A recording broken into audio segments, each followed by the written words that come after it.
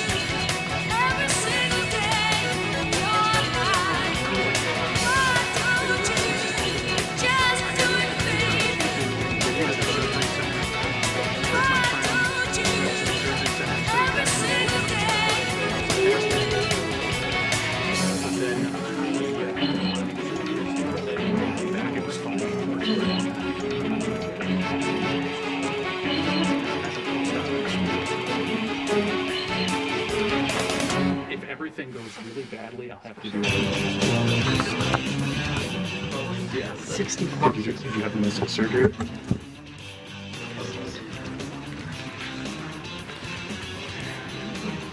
We still have 4 minutes. We can convince if you want. So you're Mike? Okay. Where are you in the city? I live Okay. I opened up the second one just to make sure that it's be accessible. Extra copies. Okay. It didn't seem like it. Yeah. Did I get a table up here? Oh, good. I've been cooped up in my house, so any excuse to get out is a good one. Oh, yeah. I forgot about that. Yeah. That's before. Okay, I can see that. It's still a pain. It's something. So what do you do? If you don't even dare try to turn yourself on. No. They'll just kill it. I even get like I've got like the Google Pixel Razor. Should be pretty good. I got it to work, but it's just bogging down. Oh, I know what it is. It's slated. Tricky. We came off of those. Very cool.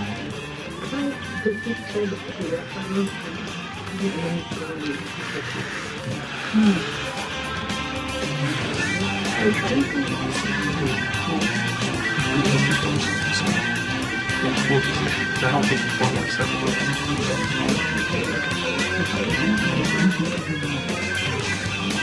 I know for the one on Lexington, we did install the third area. I'll sit there and visit Joseph. Good meeting, huh? Long time no see. You doing Ryan? Yeah, I had knee surgery a couple days ago, so it's getting better. I'm surprised I can play long very well.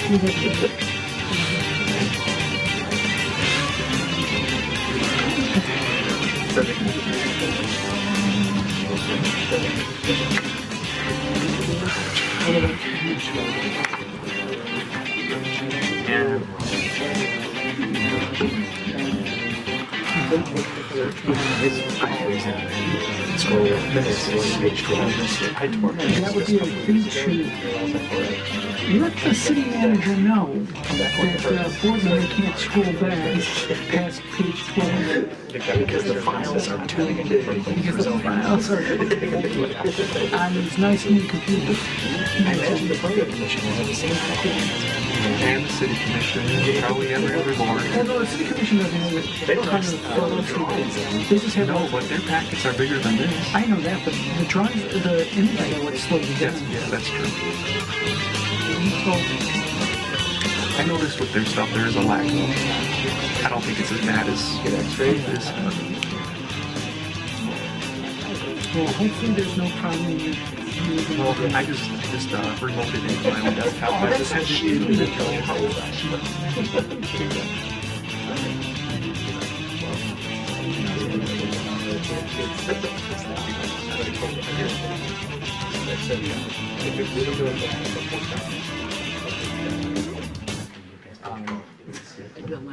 But yeah. Yeah. You just go. Yeah. Oh, did you break it? He did not break it. He just didn't realize he closed he closed that. Yeah. Which is fine, but All right, let's get the show on the road. Let's call this meeting to order. The board does not write the zoning ordinance, but does have authority to grant relief from it where practical difficulty or unnecessary hardship would result. The board will vote on each agenda item following a public hearing. Use variance requests require a minimum of 6 affirmative votes in order to grant request variances. Non-use variance requests require a minimum of 5 affirmative votes in order to grant the variances. Please note that any order of the board is valid for a period of 1 year. If you'd like to request that the board table adjourn your case to the absence of a full board, you must inform the chairperson immediately after the public hearing. Tonight, everyone is here on the board, so there's no need for that. Petitioners shall do their best to limit presentations to 10 minutes. Each participant in a public hearing shall do their best to limit comments to 3 minutes. All right. As we said, everyone's here for a roll call. However, we do have a new member, so Mr. Lineweber, if you'd like to introduce yourself. Good evening, everybody. My name is Mike Lineweber. I am a longtime 25-plus year resident of Royal Oak. I have been in the design, construction, and development industries for roughly 30-plus years. And in many cases, I've been sitting on that side of the dais, so I understand some of the issues that are presented here. I've got a wife and 2 boys, one at Michigan, one at Michigan State, so we've got that house divided thing going. And I'm just thrilled to be here and contribute to the community, so thank you very much. Thank you, sir. All right. Approval of minutes. Are there any additions, deletions, or motions to approve the minutes as noted for May 9th, 2024 meeting? I'll make a motion to approve. Is there a second? Second by Mr. Platt. All those in favor signify by saying aye. Aye. Opposed? All right, motion carries. Unfinished business. Case number 24-05-15 on, let's see, that was on 505 South Lafayette Avenue. Mr. Murphy. This site's located on South Lafayette Avenue at the Fifth Street Walkway. It's in the Central Business Zoning District, and the petitioner is proposing to demolish the existing 1-story block building and construct an 11-story mixed-use building. The ground floor would have a retail space and floor space dedicated to the above residential units. Floors 2 through 10 contain 6 residential units each, and that equates to 54 total units. The 11th floor would contain indoor and outdoor entertainment space.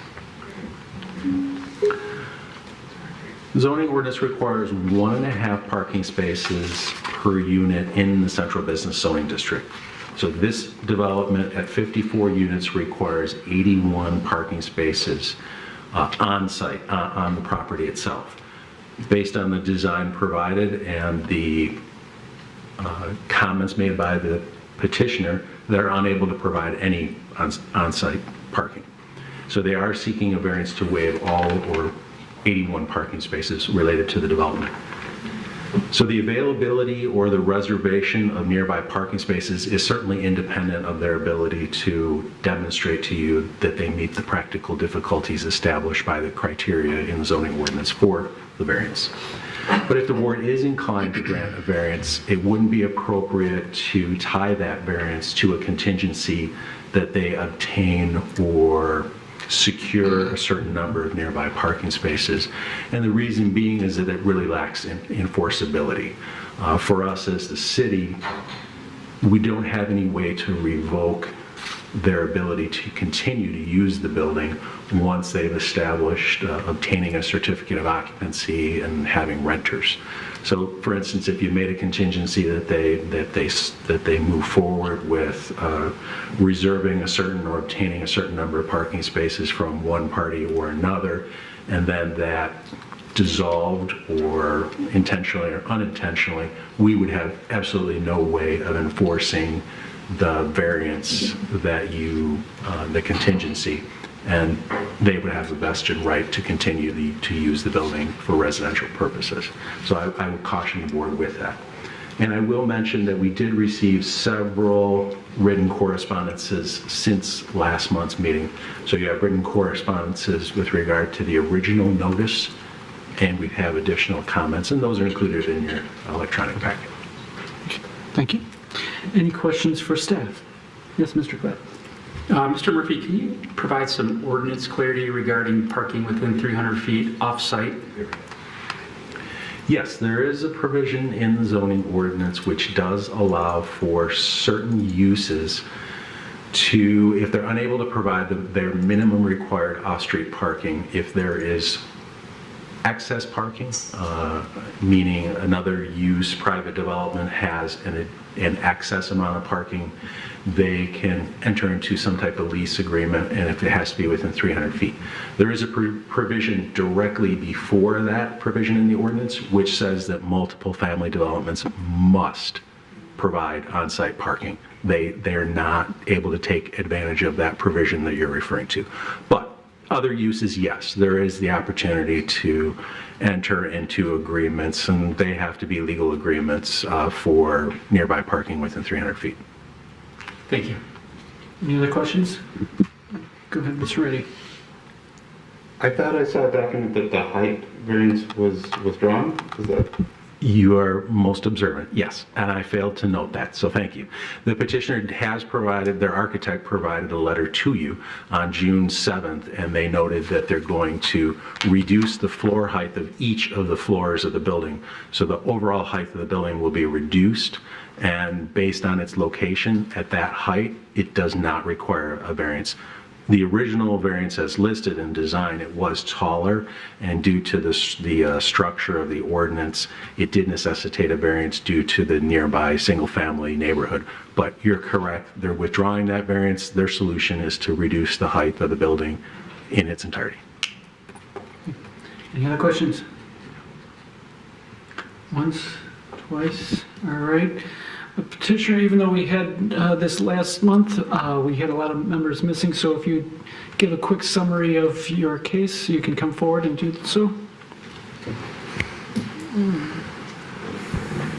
Thank you, Mr. Chairman, and members of the Zoning Board of Appeals. My name is Dennis Cowan. I'm here on behalf of the Curry Group. I was not here last month, but I did get to watch the tape, at least most of it, and With me here this evening, of course, is Mr. Arcuri, Jim Arcuri of the Arcuri Group, the principal and applicant.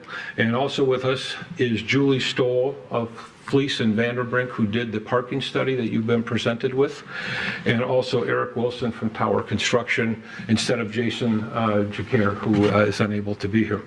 First, welcome, Mr. Lineweber, to the Zoning Board of Appeals. We all appreciate citizens who step forward to, like all of you, step forward to volunteer and give of their time and their talent and decision-making.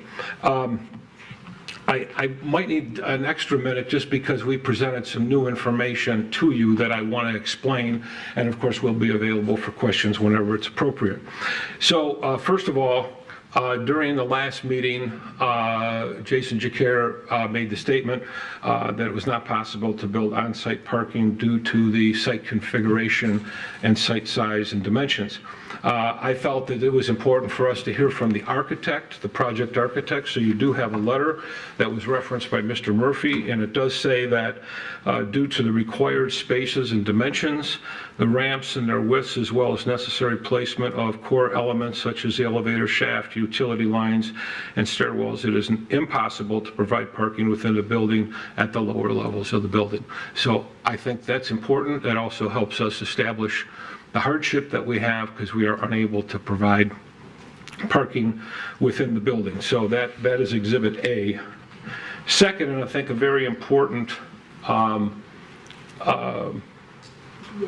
piece of data and information is the parking study, and I think during the discussion that was talked about, where's some data that we can look at to know what is the situation over at the parking deck if you are able to reach an agreement with the city that there's adequate spaces. That was important to all of you. So we did commission that study, and the conclusion is that this is the data, and this is, by the way, 1 year's data from Parkrite, which is the city's manager of all the parking decks. Not the surface parking, but the parking decks. So, and it was specific to this South Lafayette deck.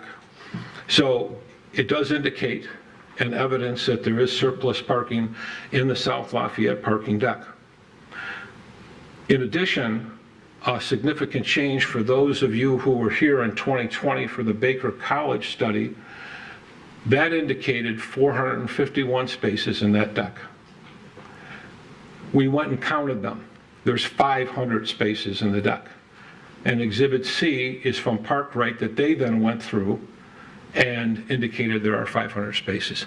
I believe that aberration occurred. I recall this happening before, that it's published somewhere that it's 451 spaces.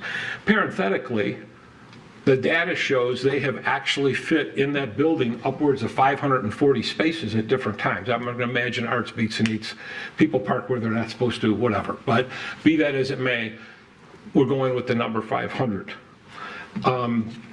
The study indicates that the peak utilization on a daily basis is 55%, with an average daily surplus of 185 spaces. And I draw your attention to Table 2 in the study, because I think it's very telling about the situation in kind of a neat, short fashion.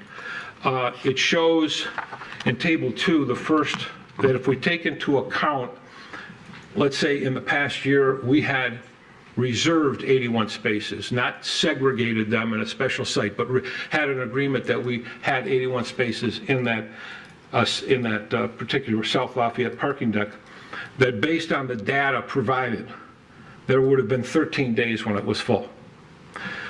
If you just take into account what's happened in the last year, 500 spaces, which are there, it's had been full 5 days. The 4 days of Arts Beats and Eats, and can you guess the other one? It's when Ed Sheeran had his concert downtown. You might remember he played in the Royal Oak Music Theater. I think there were more people hanging around than there were at the concert. Everybody's trying to see Mr. Sheeran. But the key is that 96% of the time, there's going to be available supply of parking in that deck at the rate mentioned. So in 2020, for those of you who were here or looked at the minutes, there was a lot of concern about what was going to happen with Baker College. This study conclusively shows there was not any kind of tsunami of parking that is required by the students that just didn't materialize.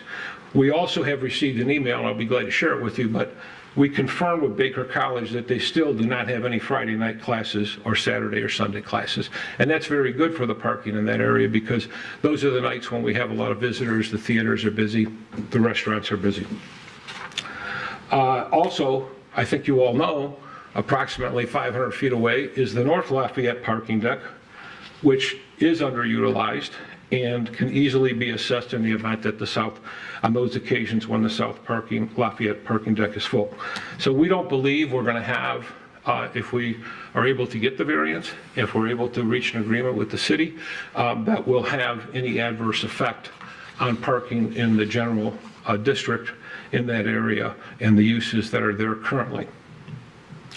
I brought up in the materials, and Mr.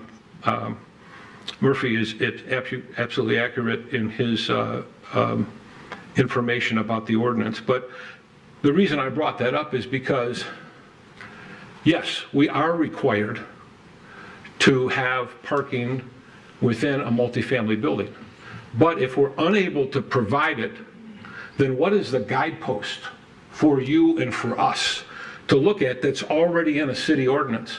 Well, it's that ordinance. It's 770-105 F3, which says that for uses in this, uses you can have 300 feet away a parking lot or a parking deck. So we believe that's appropriate to bring that to your attention, because if we can't meet the ordinance, then what's the next step?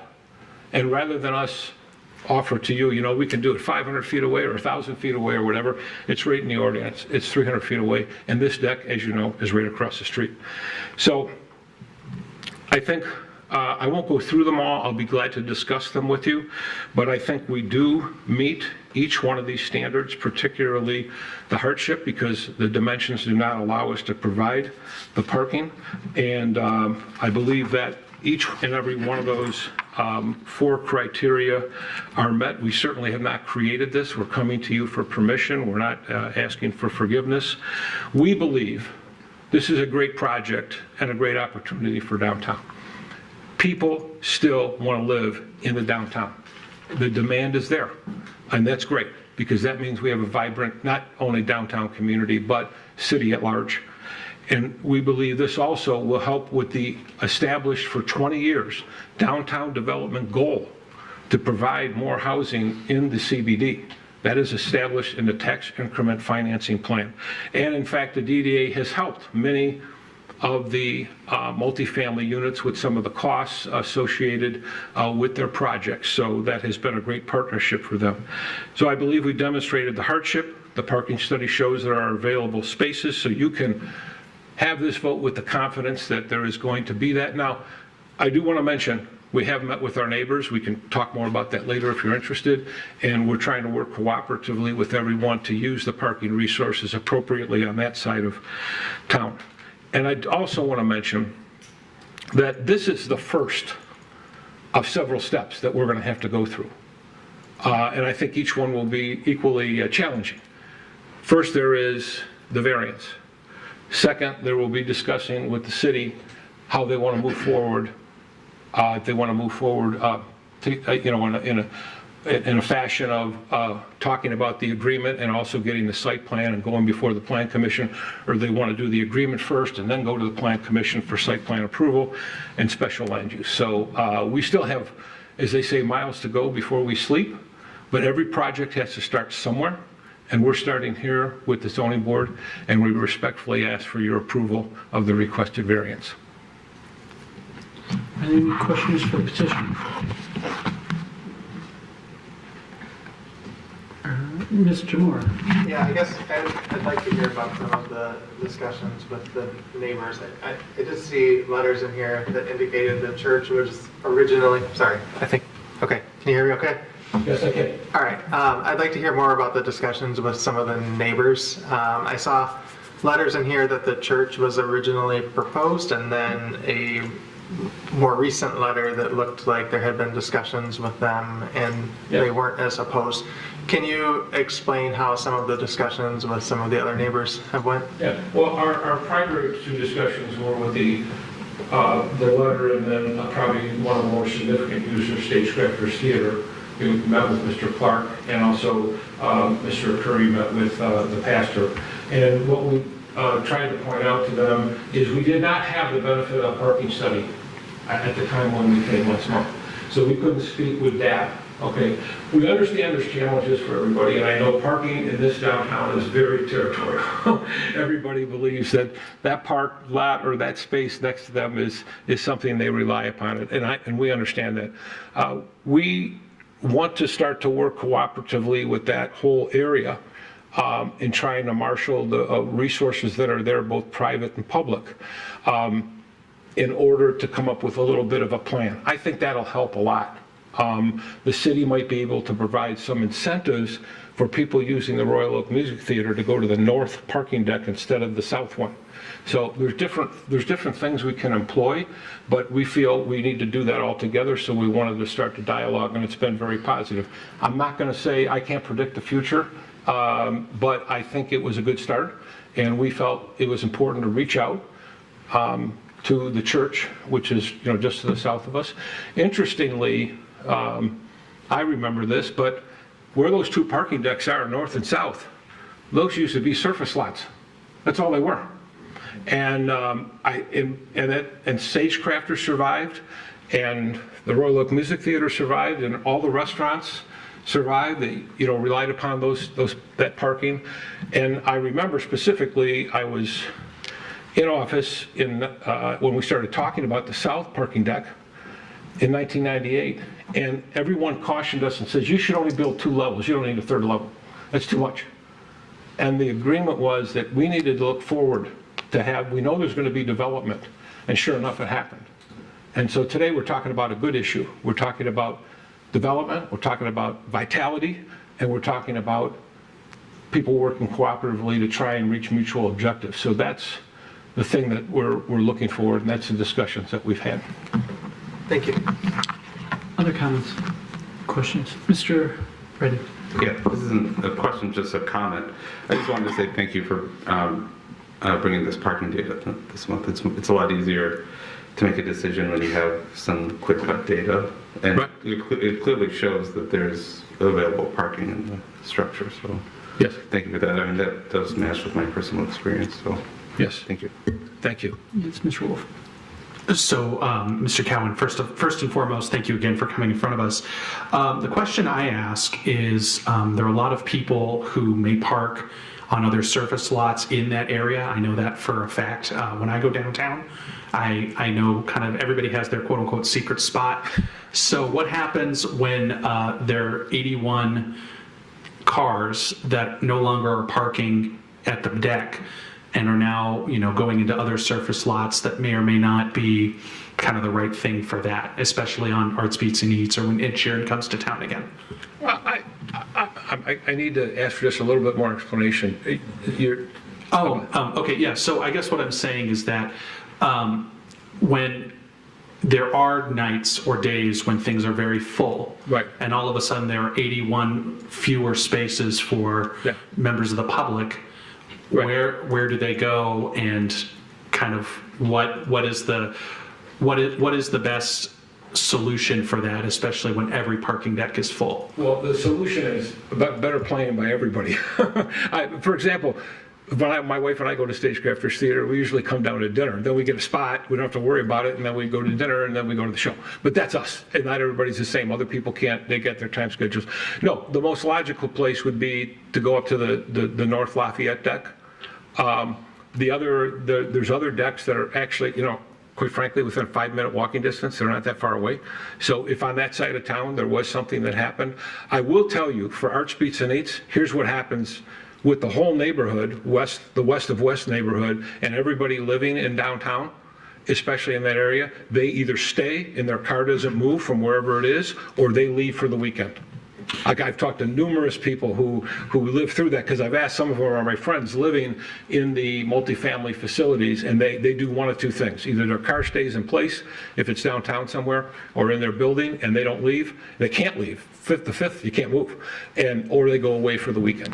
Right, and that's true because again, I used to live in that. I used to be one of those people. Yeah. And we were given passes to go park somewhere else. Yeah. Which of course took away parking spaces for other people and whatever else. Yeah. So the question I want to ask is, if would there, and again, I'm just throwing it out there, would there be some kind of possibility that if somebody does leave for the weekend, some tenant or something, that the public could use that space regardless, if they're gone for the weekend of Art Speeds and Eats? Yes, absolutely. Let me explain what we would be asking the city in an agreement. We're not asking for segregated spots, like there's 81 spots on the 3rd level that nobody else can touch, because quite frankly, that's got to be impossible to enforce. It's just not going to work. You'd almost have to build off a fenced area and a gate system. We're not going to do that. We just want to have the reservation that we will get every month 81 parking passes like everybody else. But we just want to make sure that we can get those 81 spaces and they don't go sell all 500, and then our tenants would be left with nothing. So, or 581 people are fighting for 500 spaces, because the city does sell the monthly passes, and they are good 24/7. So, I mean, I know people who have used them, and they've even used them on some of the surface lots, such as on the other side of the surface lot, the long diagonal one that's on the other side of the Washington Square building. So, yeah, that's all we're asking for. So yes, if our folks aren't there, theoretically they're not taking up the space. Somebody can use it. Yeah. That's all I need to know. Thank you. Thank you. I have a question. Yeah. Is there an example of this similar type proposal occurring any other suburbia that you know of? Because I can see this happening in a major metropolitan downtown, but I can't rack my head for knowing anything that's similar height, amount of units, and then amount of spaces needed that's not located next to it. There are some. I can't think of them. I can't come. They're not coming right to mind. But let me say this about Royal Oak itself. 2 or perhaps 3 of these parking decks have been built to facilitate development. The 11-mile deck right here was built to facilitate the Henry Ford building.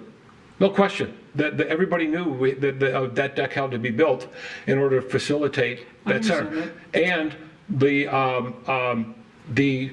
North Lafayette parking deck was built to accommodate the office building, which was originally, I think, National City Bank headquarters. And I understand that parking decks usually are meant for offices and stuff. They're not usually meant as development towards residential, and that's why I'm asking, is there any example that in suburbia that...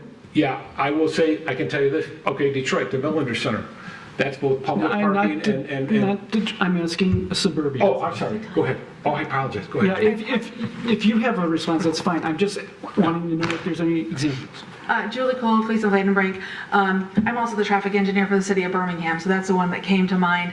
Is Birmingham has quite a few developments, residential, in their downtown, in their CBD, that use the parking decks in their downtown. Okay. So it's very common in Birmingham. Are they as large as this? What's proposed here? Yes, much larger in Birmingham than what's proposed here. This is relatively small from a traffic and parking standpoint, from my perspective. Okay, thank you. Mr. Cloud. I guess my question is more related to ordinance required parking versus actual. I know the ordinance may require 81, but I also know that a lot of the modern developments in town have been approved with less, 1.33 versus 1.5. So as your team looked at what you think might be actual, maybe based on bedroom counts, 1 versus 2 beds, so maybe less than the 81. Have you assessed that by any chance? Or? Yes. First, there's going to be 2/3 of the units, or 36 of them will be single unit or studio. And those are, I can just tell you, all the national data, all the local data, that's one parking or 1 car per space. The other 18 if we use the city 1.5, because sometimes you have one car, sometimes you might have two, you get around 70. And I'm very aware, because I've been involved with several of the multifamily developments, and they're running operationally, now that they've been up and running, because there's a lot of new ones, most of them are running on about 1.25 per unit number of parking spaces in a mixed building. So 1.25 to 1.3. So the parking will, I can guarantee you, based on the statistics and the actual, will not be 81 spaces that would be needed. You'd probably need about 70. If we had a parking study done on the building, that would probably be, it would come out less, somewhere in that neighborhood, 65 to 70. Okay. And as you know, recently the Planning Commission approved a project up on Rochester Road in Genesee, and we provided the parking. And because of a study that was done, the city planning commission actually reduced 14 spaces, and we did permeable pavers on that one. So parking is a lot of times, the numbers look daunting, but in actuality, they're much less, and we're having less cars parked in the multifamily than more. Great, thank you. Yeah. Mr. David. So just looking at this from a perspective of, the necessity of a variance period, I look at this and I say, like, okay, like, say you were able to provide some parking on site, it looks to me like it would be so minimal that you're going to need a variance no matter what. Have you guys, like, I assume somebody looked at it at some point and was like, well, we can only fit 4 cars in the back, on the surface, and we don't, you, per the letter from your architect, you're saying that it's literally impossible to do, multi-tiered parking on site.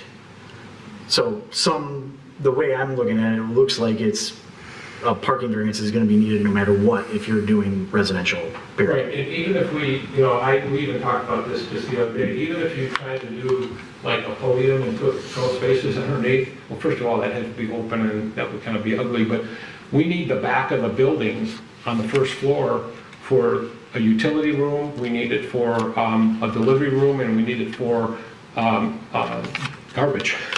We need it for a garbage container so we can pull that out. So in the front of it, we're hoping will be retail or some other use that activates on the street, which is what the city would like to see. But yes, you're right. We just are unable dimensionally to provide it. And even if we could do a podium on the first floor, we need that space for really the operation and maintenance of the building. Okay, thank you. Yes. I guess to expand upon that, and to keep my own opinions aside as an architect, but I could almost guarantee our planning commission would rather grade level retail versus 12 parking spaces at that grade. We don't want another 11 in main condition here is what I can see them saying. Right. Any other questions? Mr. Lineweber. Can you tell me more about the process? This is, you're getting the variance first, and then you go to planning commission? And further, do you see other variances necessary as you go forward? No, we don't see any other variances necessary. This is where, if the zoning board tonight graces us with the approval, then we would meet with the planning division, and we would say, how do you visualize the next steps? Could we move parallel on an agreement and go to the planning commission, or do you want us to sit down with the city attorney and bang out something with you about on the property and then take it to the city commission? That's a little bit unknown, but the steps are clear. What the chronological order would be is not as clear, but we would have to get an agreement approved by the city commission, and we would have to have special land use because of the nature of the building, and site plan approval from the planning commission. Mr. Murphy said that the conditional approval is not really a viable option. So is the agreement that you anticipate with the parking system long-term or short-term, or how does that get structured? As long as the city will be willing to go. Realistically, you're probably looking at, hopefully 10 or 15 years with a renewal option and meeting of the minds in the future. Is that something that they've done before, or this would be the first? I can say in municipal contracts, yes, if there's some kind of rental kind of provision, yes, those have been things that have been done before for both property and for spaces, yeah. Any other questions for the petitioner? Once, twice? All right, seeing none, thank you. Thank you, sir. We did have public hearing last month, but because there has been new information, we'll allow new comments to come forward. So if there's anyone from the public that'd like to speak on this case, feel free to come forward at this time. Come forward. Yep. And you get 3 minutes. Hi, I'm Bill Zipp, and I'm one of the owners of the 515 Pronto Complex on Washington Street. And we do, as you know, entertainment on the weekends and during the week. And we rely on the parking structure. We tell all our customers to go to the parking structure because it's 2 hours free, and it's a hassle to back into parking, and they don't, it's always getting calls, how do I park, where do I go? So we're always telling them to go to the parking structure. And to lose 81 spaces in there, I'm a little concerned, with all respect to the traffic study indicating that there's plenty of capacity. I'm concerned. So that's all I'd like to say. Thank you for your time. Thank you.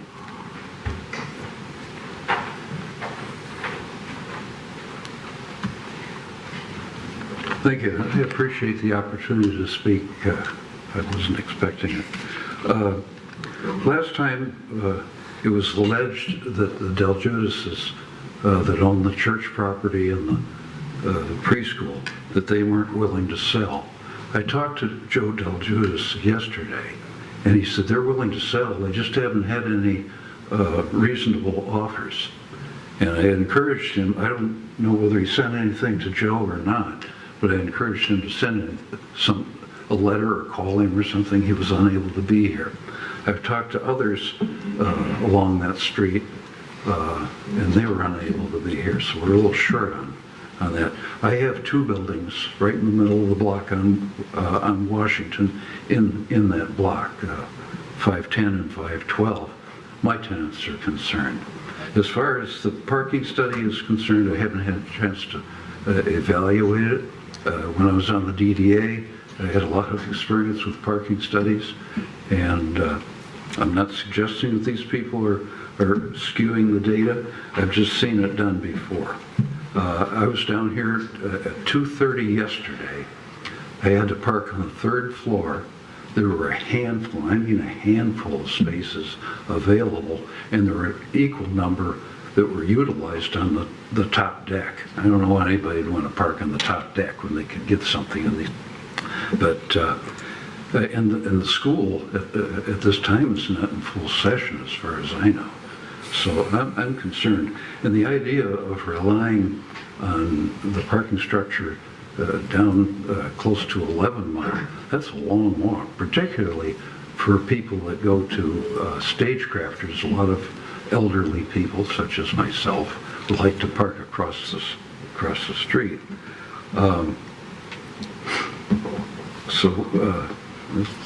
Yeah, that's pretty much it. I just think that they should have a deal in hand to park somewhere. I'm concerned about the amount of parking as well, because OCC, that was the point, OCC is about to open up their culinary school, and they have a facility for 300 people, for the students to practice handling large crowds. I don't know where they're going to park. And then again, the city is engaged with the YMCA to do a study on the 6th and Main parking lot where the old Frizard bump shop used to be. And they want to build a community center and a YMCA. And the south end of downtown depends on that surface parking lot. Thank you. Thank you. Anyone, you may come forward. Good evening. My name is Gail Von Staden. I am the owner of the adjacent property at 500 South Washington. I live at that building. I am a landlord at that building. I have my business at that building. I am not opposed to this development. I think development is good. We all want to be in Royal Oak because of the character of our landscape and our city. We love living in downtown Royal Oak. We love the energies that are in this town. I am also on the DDA, so I appreciate everybody's time and volunteerism to support our city. I am a little, obviously parking is the big topic of conversation. I would encourage the further study of the parking because as I understand it, those parking structures as developed by the DDA and the city were to support business and entertainment and not residential. And it's great to know that Birmingham has this precedent and we can learn from Birmingham. I am a big proponent of learning and getting better every time we do something. But if we set a precedent to provide a full variance for a 54 unit building, what happens next when another petitioner comes to this board and asks for not 81 spots, but 125, and then the next one is 300, and the next one is. So I would encourage us as a body and as a board to think about what the precedent of providing a full variance is. I believe as an architect that there are ways to solve problems in creative ways. There are many architects on this board. We all understand what it means when an owner comes to us and asks us to give them solutions to building problems. I don't know whether or not automated parking has been analyzed for this site. I believe that that's a solution that could work. I don't know. I know that there has been discussion about groundwater, making it difficult. I know from a geometric standpoint, the site is too narrow for ramps and that sort of thing. But I don't know if groundwater is really a problem. If we were asked whether or not we have a full basement right next door, we never get water in our basement. Those are my comments. I'm sure that I'm happy to answer any questions if you want to know what the neighbor thinks. Thanks. Thank you. Whoever would like to come up next, feel free.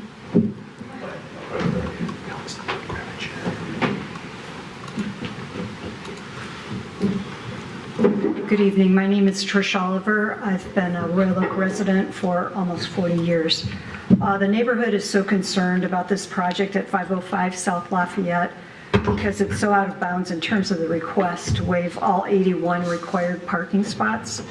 Specifically, we're looking for the ZBA to enforce the zoning ordinance tonight. The petitioner has not met any of the criteria for a variance. We hope the law will be followed tonight. Thank you.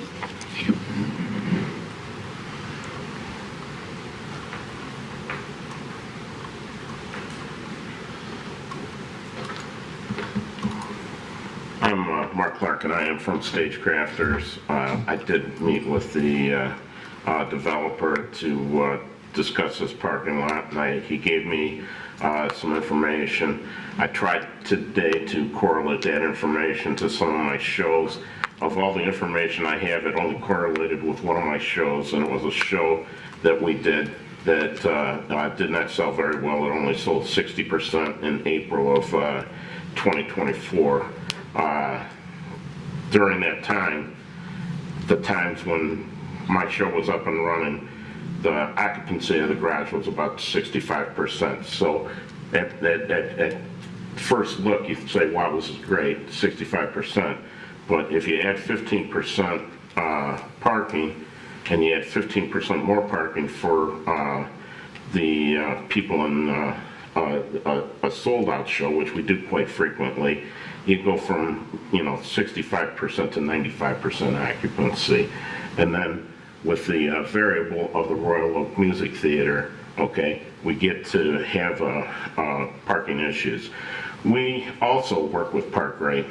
Parkrite has, they know that we have a problem with us in the Royal Oak Music Theater, and they've tried to help us out with additional staffing there.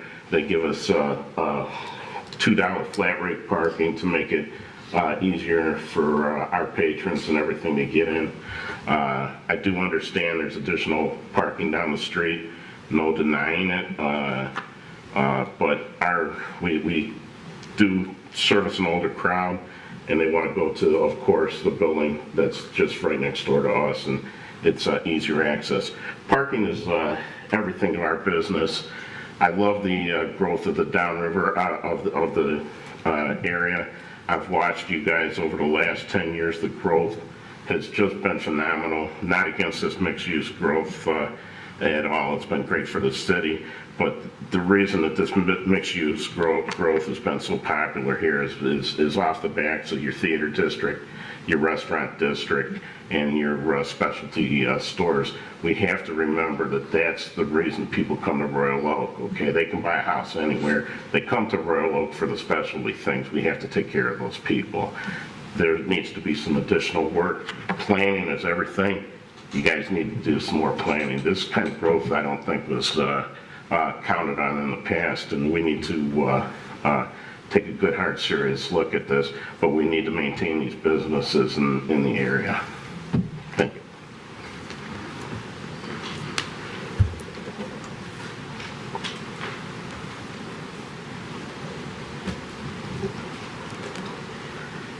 Hi, my name is Sean. I'm a homeowner in Royal Oak.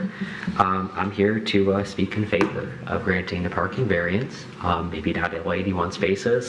So just to share some facts. So first, I've lived here for a few years now. I've been told that there's a parking crisis, that if we do one more thing, that downtown's going to collapse, businesses are going to close. I go downtown quite often during the day and during the week. I've never had an issue parking. My friends who come to Royal Oak have never had an issue parking. Data to back that up. I saw that there was a parking study January of last year that the City Commission got it presented on. I think I saw that at peak times on Saturday and Sunday, only 65% of parking spaces in the parking garages are filled. And again, that's only for a few hours, on Fridays and Saturday nights. Most of the time during the day, weekdays, we're talking about 30 to 40%. So I do think we are okay with parking. I think that's fine. And then also I just want to point out from the DDA that, we have almost 2 million visitors that come to Royal Oak each year. If we had a parking crisis, why are we still getting more visitors every year? We have more events every year, and yet they're able to find parking. I mean, I agree, like it can be a little much to find sometimes, but again, I go to these events, you have to plan, right? But there's parking there. So I just wanted to point that out. However, what we do have a problem with is housing. So we do have a housing issue in here. A lot of the people who are visitors here would like to live in Royal Oak. They can find a parking spot, they cannot find a house or apartment or anything to live in Royal Oak. I saw a statistic that the average cost of a house in Royal Oak is about $400,000. That's out of reach for a lot of people in this area. And again, we want visitors, but we also want people to live here. That's ultimately what grows the city. You want a tax base of people that are living here. So I am cognizant of the fact that parking is important for businesses, but ultimately it's people that go into the businesses and spend the money. So I just wanted to point that out. And then lastly, just to speak on kind of the absurdity of parking minimums, I noticed a comment from a local church that they were concerned about the parking. I know that might have been withdrawn. I just want to point out a church only has to provide one parking space for 4 people, but an apartment that might only have 1 person in it basically has to account for 2 spaces. I don't understand how that makes sense. I think parking minimums is something that needs to be taken a look at by the zoning board, either eliminated or reduced. I know it's hard to believe, but a lot of people don't own cars, might just own 1. So I think that's something that needs to be considered. Thank you. I appreciate your time.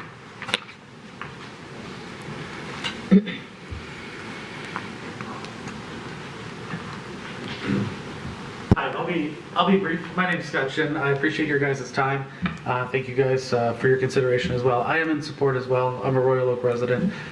We come downtown 3, 4, 5 times a week. We never have a problem finding parking. We don't have trouble backing into parking. We don't have trouble with the metering system. I know that a lot of people have varied experiences with it, but I prepay the account, I park, never have to think about it, right? The garages are great as well. It is one thing to realize the duty that you guys have, that you have to make a decision here that sets precedent, and then also that someone else will have to deal with the parking situation if there is, problem parking. Of course, in that, what's the point of having parking if you don't have development coming to Royal Oak, right? So new housing in Royal Oak, new retail in Royal Oak is good for the tax base, it's good for the cohorts who live here, the residents who live here, and in favor of it. So thank you.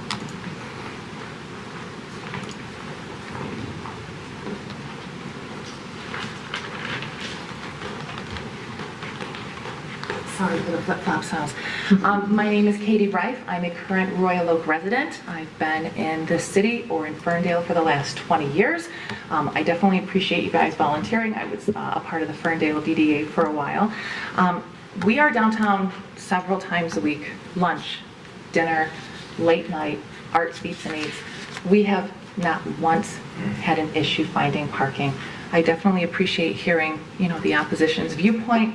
But having spent almost 20 years in this area, I don't have any issues finding parking at this point.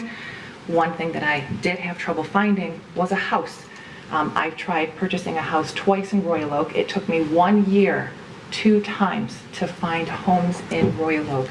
The fact that this would allow additional homeowners into the area, as well as growing the tax base, I think is a very positive idea.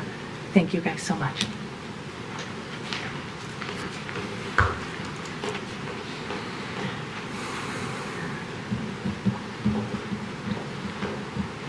Hi, my name is Amber Long. I'm a 12-year resident of Royal Oak. My 2 kids live here. They're about the age where they're going to be moving out soon, and they would love to stay here. Right now they can't afford it. There's not smaller houses. Right now they're both single. So I support this plan for several reasons. Foot traffic is good for downtown. It's an amazing thing to have people who live there and a reason for people to come there. So a mixed-use building is something that I am in favor of. More affordable housing in Royal Oak is also good for Royal Oak. And there's no need to, my personal opinion is there's no need to build extra parking spots when we already have some that are already unused for several hours of the day. Some studies say that there are anywhere between 3 and 8 parking spots per car in the United States. So I really feel like we're okay with parking, and as some other people have said before, they've come down here to downtown and haven't had an issue parking. I have never come to downtown for dinner or a movie or an event and left because I couldn't find a space to park. So I feel like this is not a horrible variance. It's something good. We're building for the future and building for people as opposed to cars. And I think that's a great thing for the city of Royal Oak. Thanks. Any other comments? Going once, going twice. All right, 3 times we're closed. I do have a quick question, quick off, because people have made comments. What are the leasing prices you were planning on for these apartments to be? Do you have that number to just? Well, currently the rate is set by You mean the parking lease right now? No. These apartments are being leased, right? Oh, yes, they are.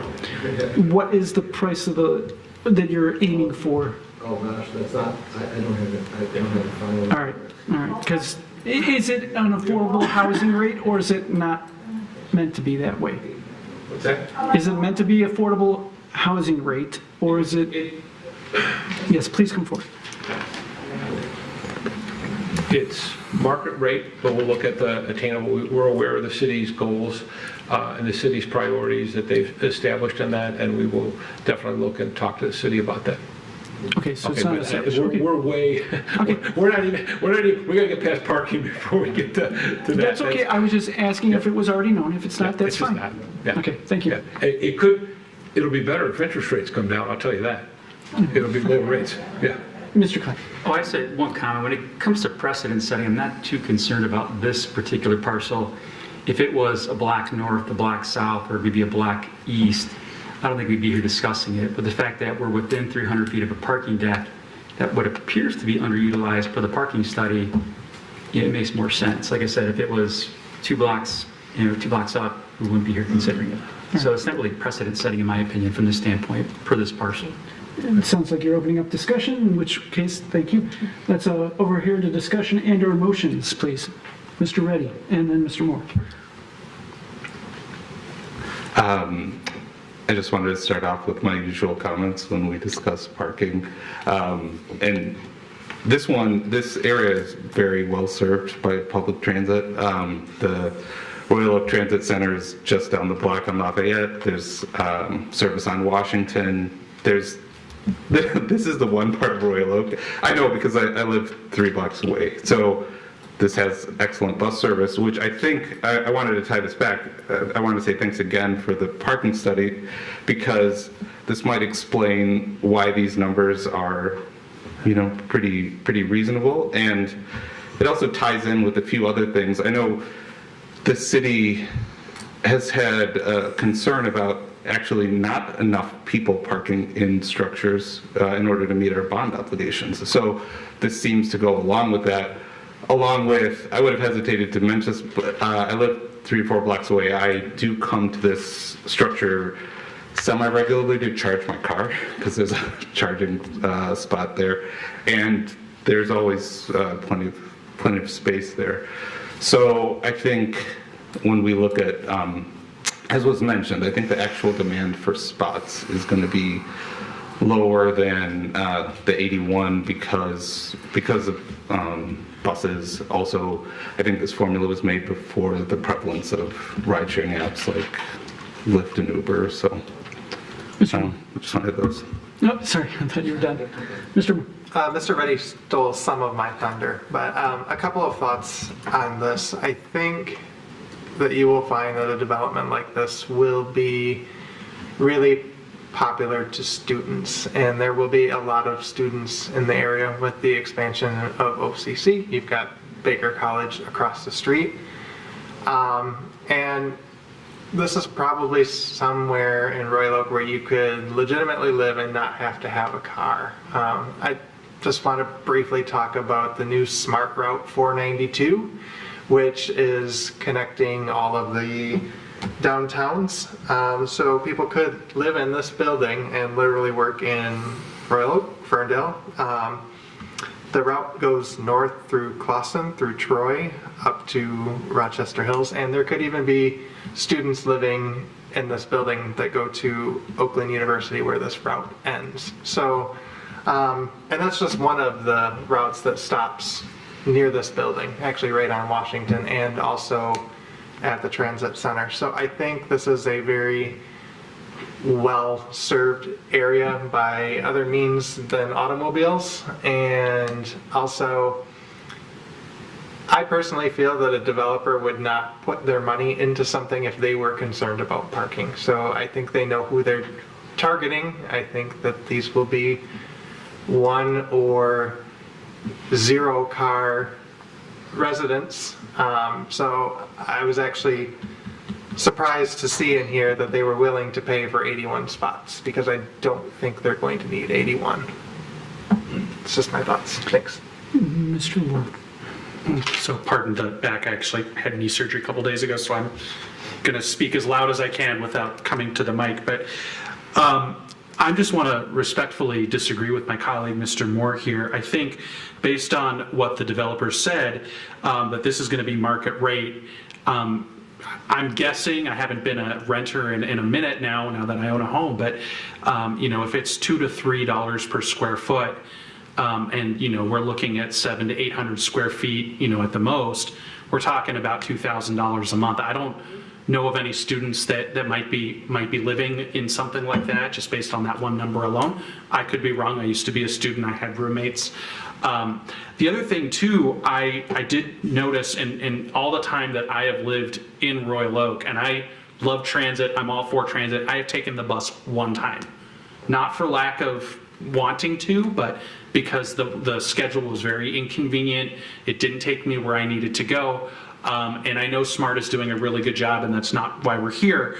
But I do worry that there are going to be a lot of people like me that are like, you know what, it's so much easier to just hop in the car and go versus, you know, somebody else that is. So that I just wanted to say I respectfully disagree with that, because it's, you know, that's just something that comes to mind when I think about this proposal. So I do have my doubts about it, but I do also think that, you know, based on the numbers, there possibly could be a thing where maybe fewer parking spaces are needed, and I would not be opposed to more discussion in that. I think did you have your hand up, Mr. Lineweber? I did. Okay, go ahead, and then Mr. Gavin. I agree with you that I think the apartments are likely to be market rate, which means in Royal Oak is a high demand area, so there'll be premium, you know, kind of for use, which is not necessarily a bad thing.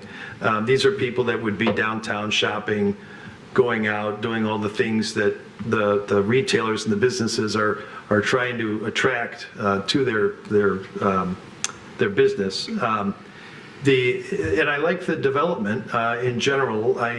You know, residential mixed use kind of a thing is a terrific thing in the downtown. I think the site is too small, right? Which is obvious because they're, you know, we are zero attempt to find places for cars. The challenge, I guess, I wrestle with is mentioned as the precedent, and does this set up the city to see more of these coming in for, you know, projects where they completely want to waive parking. By not providing any parking whatsoever, it seems to start down that path. It is a unique site in that it's right across from the parking deck, so you know, it's got that aspect for it. But I do, you know, appreciate the developer's project. I think it's you know, that would be an asset. The parking issue, though, which is what we're here to talk about, is a challenge. So that's my... Mr. Gavin. I got a couple comments, and then I'm going to make a motion. First, I understand the discussion about the market rate and rental rate, and just trying to see how that would impact the actual parking usage, but this board's ambit is to apply or grant variances from the zoning ordinance as written, and we have the 4 factors spelled out, and I just want to remind the board that that's not one of the factors. Doesn't matter what type of tenants from our perspective in terms of granting this variance. I do think it's a valid consideration, but I would, and actually I was just going through it again this week, is the master plan is under revision right now, and that the direction document is still posted. I believe comments are still being accepted on that. So I think that would be a more appropriate venue to voice those concerns, because that's not something that this board is capable of addressing. It's not within our authority. So beyond that, the you said you had a motion? Yeah, I did. I do. I struggled with this one. I watched last month's meeting and all that, but based on the parking study, which is really helpful, I think I've changed my mind, and I'm going to move to approve the variance as requested. With respect to just the understanding that the 17-foot has been waived or removed and withdrawn, so we're just voting on the 81, waiving the 81 of the minimum required 81 off-street parking spaces. And I think I saw Mr. Moore raise his hand a second. But okay, go on with your points. So I'll hit the lower issues first in terms of our non-use variance standards. The plight of the landowner is due to unique circumstances of the property. This is a small property. Parking on this is going to be difficult for most uses, especially anything residential. Just the way it's laid out, the size of it, and its configuration in being right next to 5th, which isn't actually a street now, it's just a public walkway. So that is not, I think this property is unique in that respect. So C is met. D, the alleged hardship has not been created by any person presently having interest in the property. That's true. The person who is moving for the, requesting this variance is it's not their fault, the size and shape of the lot and its location. The restrictions unreasonably prevent the owner from using the property for a permitted purpose. Clearly this is a permitted purpose. It's mixed use. Residential is allowed in the downtown district. But then this was the one that I struggled with, was the unreasonably prevent in terms of the, because it's as I got at earlier, no matter what, with a mixed use, this is going to need a variance for parking. Just whatever the amount. It's the size of the variant, the number of parking spaces that are giving everybody pause, I think, that really bring it home. You know, if this were 10 spots, you know, in the lot, I don't think this would be as much of an issue for most people. But with it being 81, it's much more significant. Given the traffic study, I feel based on that and other comments that we've received, I feel that there is sufficient parking available nearby, and I understand the concerns of the business owners in the area. I mean, I love Stagecrafters. I love going out to all the restaurants in the area, but I think the needs are still being met, and public transit is a real help, and cars are becoming less of a thing. And then, because that is, as Mr. Moore commented, an area where I think you could get by without a car, if given the right circumstances. And then last, so I think A is met. And then B, the variance would do substantial justice to the applicant as well as to the other property owners in the district. And a lesser relaxation than that requested would not give substantial relief to the owner of the property or be more consistent with justice to other property owners. I think this is the one where other people will disagree with me, but obviously substantial justice will be done to the applicant. I know that the other property owners in the area they're tending to be the businesses in the immediate vicinity, but I think the residents of Royal Oak and nearby residents have raised sufficient points as well that I think that I think this will do substantial justice. A lesser relaxation than that requested would not give substantial relief. I think that's met because a variance is going to be required no matter what type of, even if it were only 10 spots, like I said, it would still need a variance for mixed use or even for commercial use if it were the right type of business. If there were, there's not a lot of spaces in there. Well, never mind. And I think it will be consistent with justice to other property owners. So, yeah, that's why I think that's my analysis. Okay, Mr. Moore? Yeah, most of everything I wanted to cover was already mentioned. I will say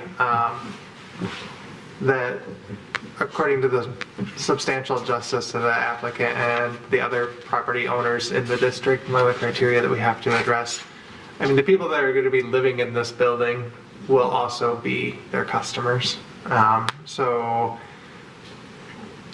I'm not so sure that that's a bad thing. I think it is substantial justice to the other businesses in the area. So, it's just my thoughts on that. Okay. Ms. Robinson, I think I saw your hand.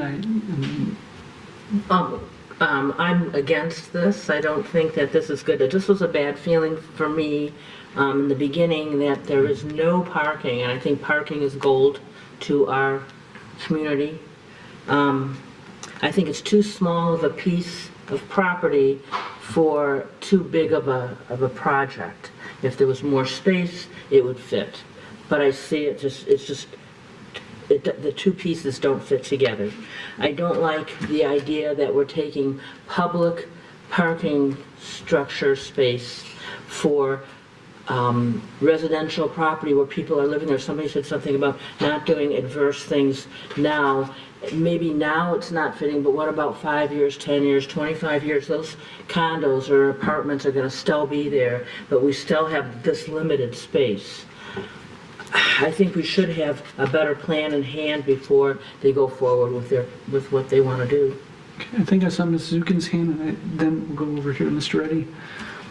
Okay, I want to say that I do agree with our new member's point of view. I love the idea of denser residential in the downtown area. I think it's great for downtown, but this particular lot is just too small. There's absolutely no parking provided. And, you know, everybody's saying, well, we won't need 81 spaces. I've got some comments on that. I love public transit. I don't think anybody's using it. I see these buses empty. I know when my daughter lived at my house, she wouldn't use it to go out to Somerset. She wasn't comfortable on it, and there weren't people on it. I also think that everybody would love having a friend in downtown Royal Oak, and it's not going to be just the residents who need those spaces, because people are going to want to use those houses those apartments as a home base to explore what we have to offer. And I'm afraid that we're going to need more spaces than that. And for those reasons, I'm afraid I'm going to have to vote against it. Mr. Reddy. I'm in favor. I'll answer one question about the using public transit. I live 3 blocks away. I've used the bus as my daily commute for 2 different employers, one in Pontiac and one in Birmingham. It's very convenient. There are plenty of people who ride the bus. It's a very viable option for this part of Royal Oak. I'm not saying this applies generally, but for this part of Royal Oak, it's a very good option. As far as the precedent, I think a couple things. One, obviously, this would not set a precedent for trying to have such a development in the middle of a residential neighborhood. That precedent wouldn't hold. If there's a parking structure with clearly demonstrated availability, I think that would be the precedent, and even then our decisions don't make a precedent anyway. But and even so, they should provide another parking study after this. So if someone else wanted to come forward, they should say, now that these spots are accounted for, is there still availability? So I'm in favor. I think the parking demand is going to be less than 81. And I think it's unreasonable to ask for 81 when there's a practical difficulty on the lot, and we do have it available very nearby. Okay, Mr. Claflin, Mr. Wolf. Again, I'll be in support as well for reasons I already stated. I think the use makes sense to me. I think the location makes sense adjacent to an underutilized parking deck. And then again, back to item B, what Rob mentioned too, it'll also help fund that expensive deck, the maintenance on a deck over time too. So the developer's contribution to that will also help ongoing maintenance too. I actually will be opposed to this. I think, again, it's a great project. I lived a block from there.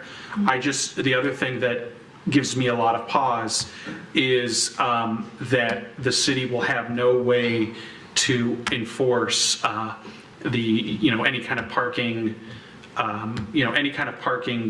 would give them the variance, and then there's no enforcement from the city. So that gives me pause when we're essentially taking away one of the cards in the city's deck to make sure that everybody gets their fair deal.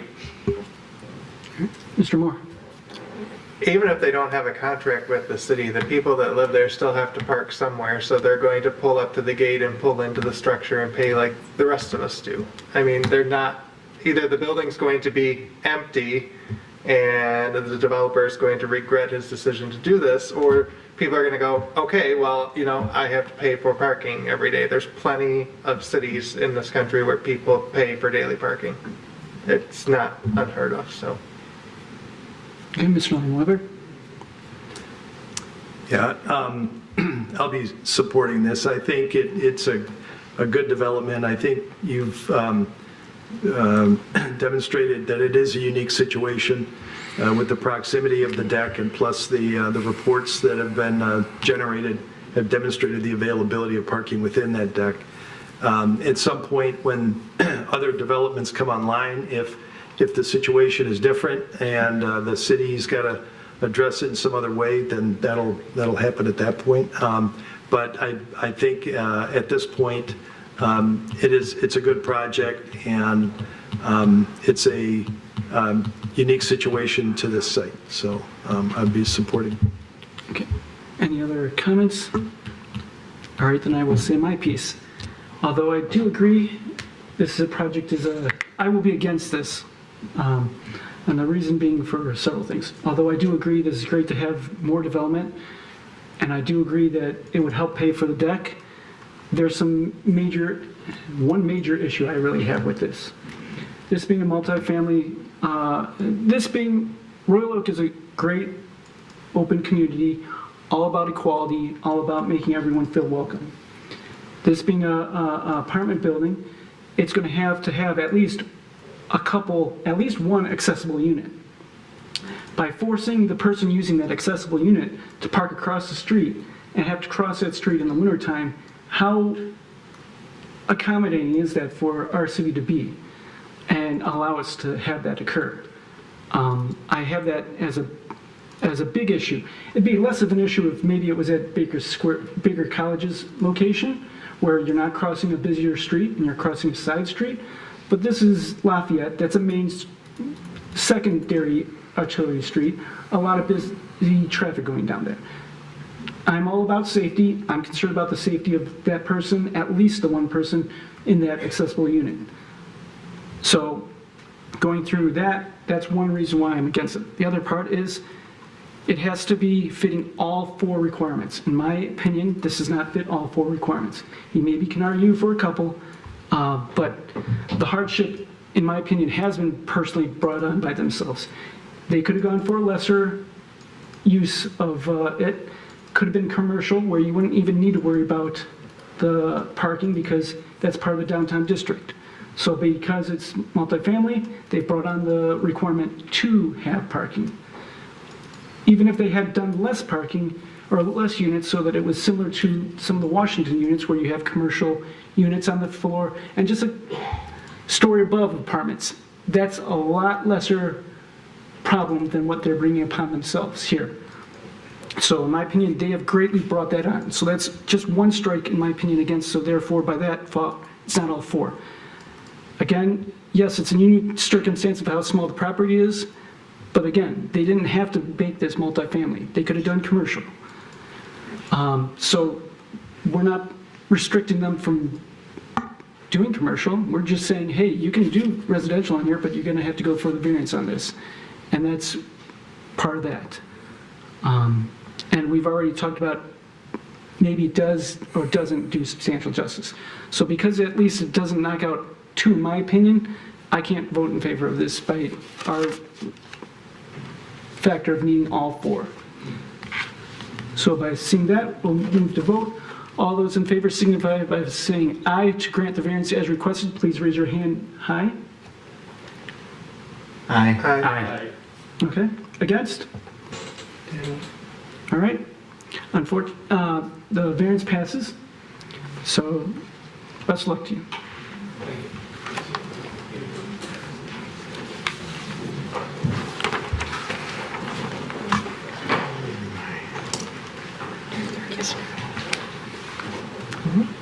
Let's see if I crash. Can move on when you're ready. We might need a recess at some point.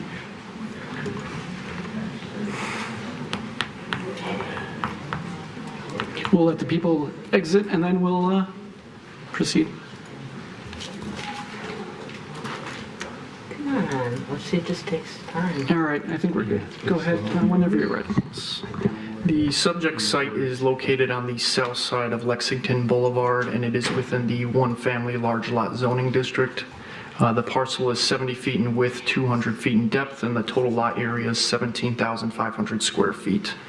And the parcel is currently developed with a single-family dwelling with an attached garage, both of which are being proposed to be demolished by the petitioner.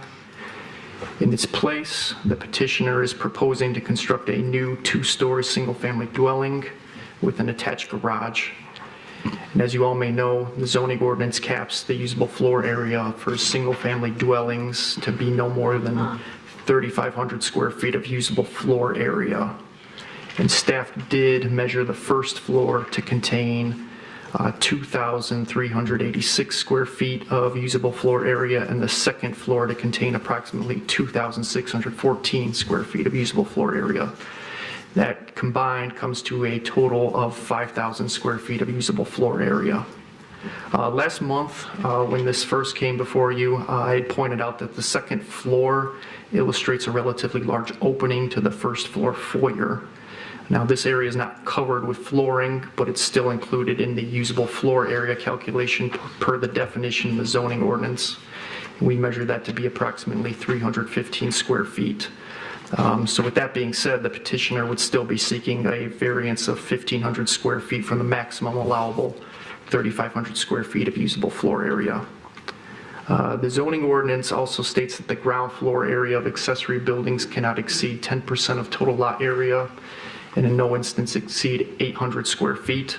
The petitioner is proposing an 889 square foot attached garage. So although this only represents about 5% of total lot coverage, it still exceeds 800 square feet. So the petitioner is seeking a second variance to waive 89 square feet from the maximum allowable 800 square feet of ground floor area for accessory buildings. Last month, the petitioner also withdrew his variance request for variance C, which was to waive half a foot from the maximum allowable permitted driveway width of 25 feet. Since last month as well, the petitioner did not elect to make any further changes to his plan. So to summarize, variances A and B remain unchanged. Variance C was withdrawn. So I would leave you with this to just, I would encourage you all to consider the non-use variance criteria as you come to a decision. Thank you. All right, any questions? Seeing none, the petitioner may come forward and present themselves with any additional items they may have. Good evening, Mr. Chairman and members of the zoning board. Dennis Cowan on behalf of Gino and Christiana Smackeye, who are right here with me, the applicants on the property. If I could present to you, last month there was a question, let me just say, about how the neighbors on either side felt. So because they're busy and Gino's busy, there was a little petition that said they're aware of the 5,000 feet request, and they both support it. That's both 831, the owner there, and 817. Those are the two houses on either side. Thank you. So we wanted to answer that question that came up last month. So briefly, because I know most of you have been through this one time before, but we have a proposal in a properly zoned large lot, single-family residential district, which includes, I believe, several streets in that area, not only Lexington, but also Mount Vernon. We have a significant lot size here of 17,500 square feet. The lot coverage will be 19%. The ordinance requirements for setbacks, lot size, width, and depth, and lot coverage will all be met. In terms of the overall house, I think you've seen the plans. Yes, it does say 5,000. There's the 318 square feet in the foyer. Our architect has a little different measuring, but we'll accept the cities, but they come to about 4,532 feet of what we would call really usable square feet in the house. I know usable square feet is a term of art and has its own definition. So, in addition, there are two features here that I would say are extras that are important to the family. One is there's what we would call an in-law suite for Mr. Smackeye's older parents. They're going to live with them. That's on the first floor. Originally, I can tell you that was much larger. They had contemplated having them with their own kind of little kitchen and a little living area on that side of the house and kind of segregate them. But after the family talked about it, they said, no, let's just go with a bedroom, a bathroom, and a walk-in closet.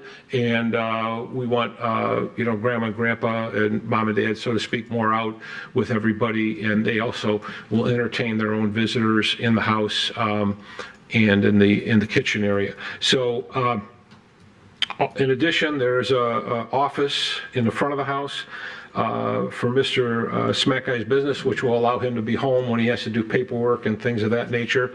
And that's about 144 square feet, and that's becoming more common. We have a lot of. He's not working at home, believe me. I think is there 3 sites right now? 4. He's got 4 job sites in Royal Oak right now.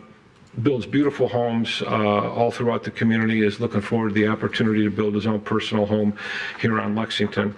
As you're aware, this is a very significant and signature street in the city. It does have several homes that are in that neighborhood that exceed the 3,500 square feet, including one that was approved last year. I think it's 304 Lexington, which is under construction right now. And then also the house right next door that I mentioned is supportive at 831 Lexington. That is over 3,500 square feet. It's slightly over. It's at the 3,600 range and was completed in 2016. Again, this is a large lot district that affords the opportunity for larger homes, which I think have a place in Royal Oak. As I've stated before, we have a diversity of choice in this community. You can live in a Amber apartment, 280 square foot mini on 11 Mile. You can live in all types of different sizes of houses. On Henry, there's one that's 8994 square feet. So we have that kind of choice, and this will continue that choice.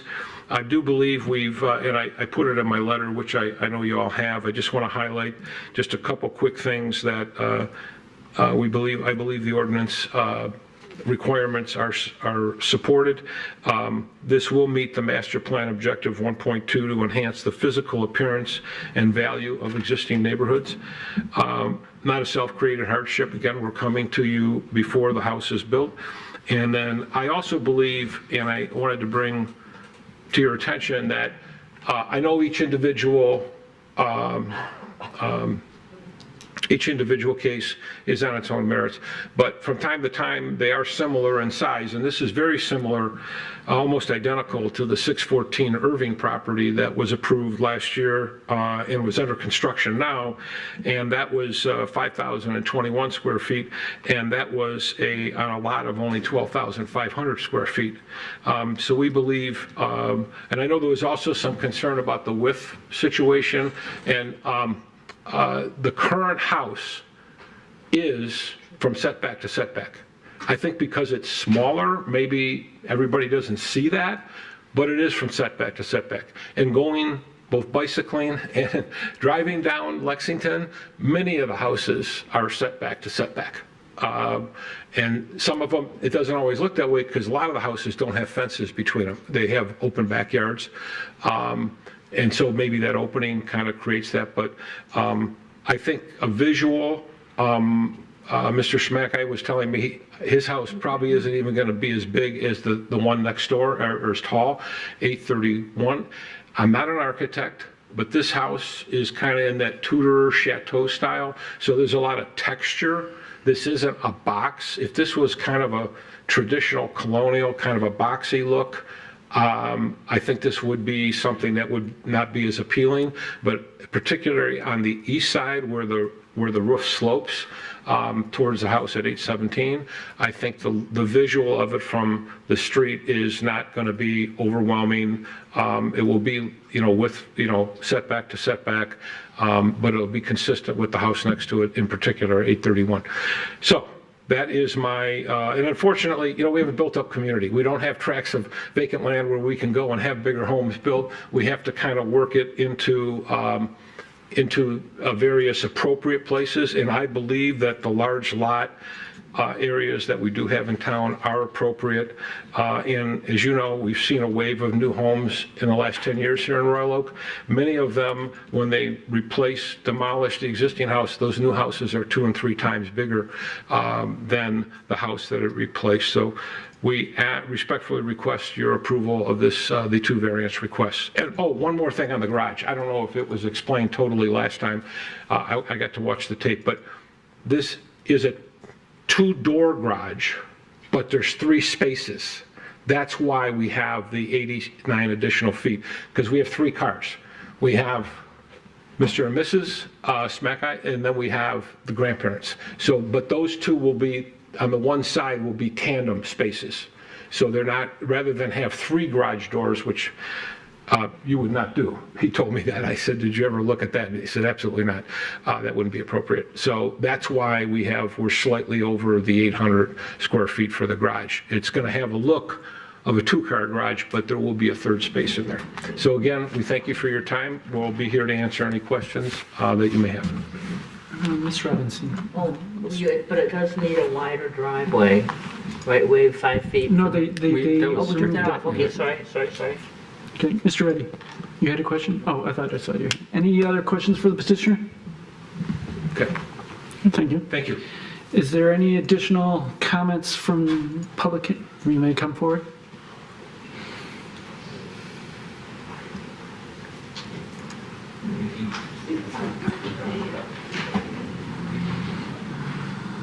Hello, I'm Barry. I live on Lexington Boulevard. I think when families purchase a home, they purchase a home that makes them feel like they enjoy the characteristics of the area they live in. You know, upwards of probably 80% of the homes on Lexington and Mount Vernon have been expanded in the past. And they have all lived relatively within the guidelines of the zoning laws or requirements. And I understand the new home that's being built in Lexington at 304 is a little bit bigger than the 3,500, but it's certainly not 5,000. I think the home of this size really changes the characteristic of the neighborhood. And, you know, a move outside the zoning requirements, which all the neighbors have lived with for decades, is just, I don't think it's acceptable. Thank you.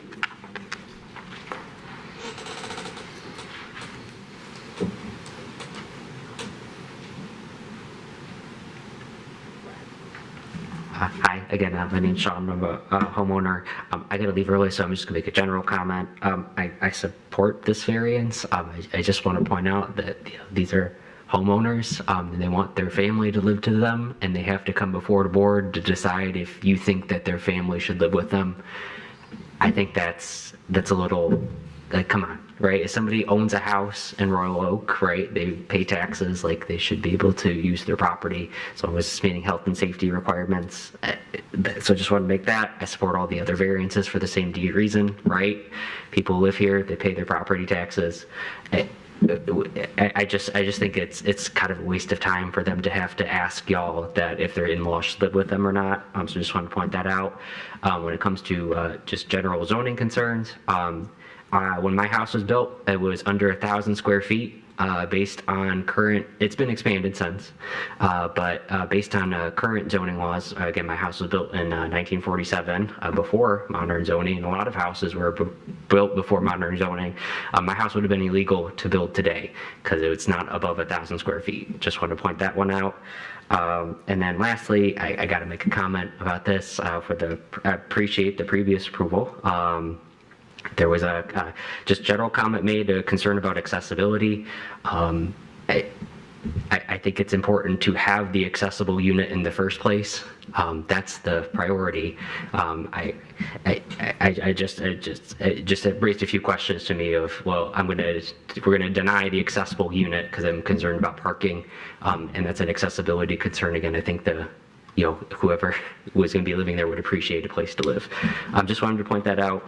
Again, I support this variance and the rest of the variances, but I'd have to leave early, so I appreciate it. Thank you. Thanks for listening to me. Any other comments on this case? You may come forward.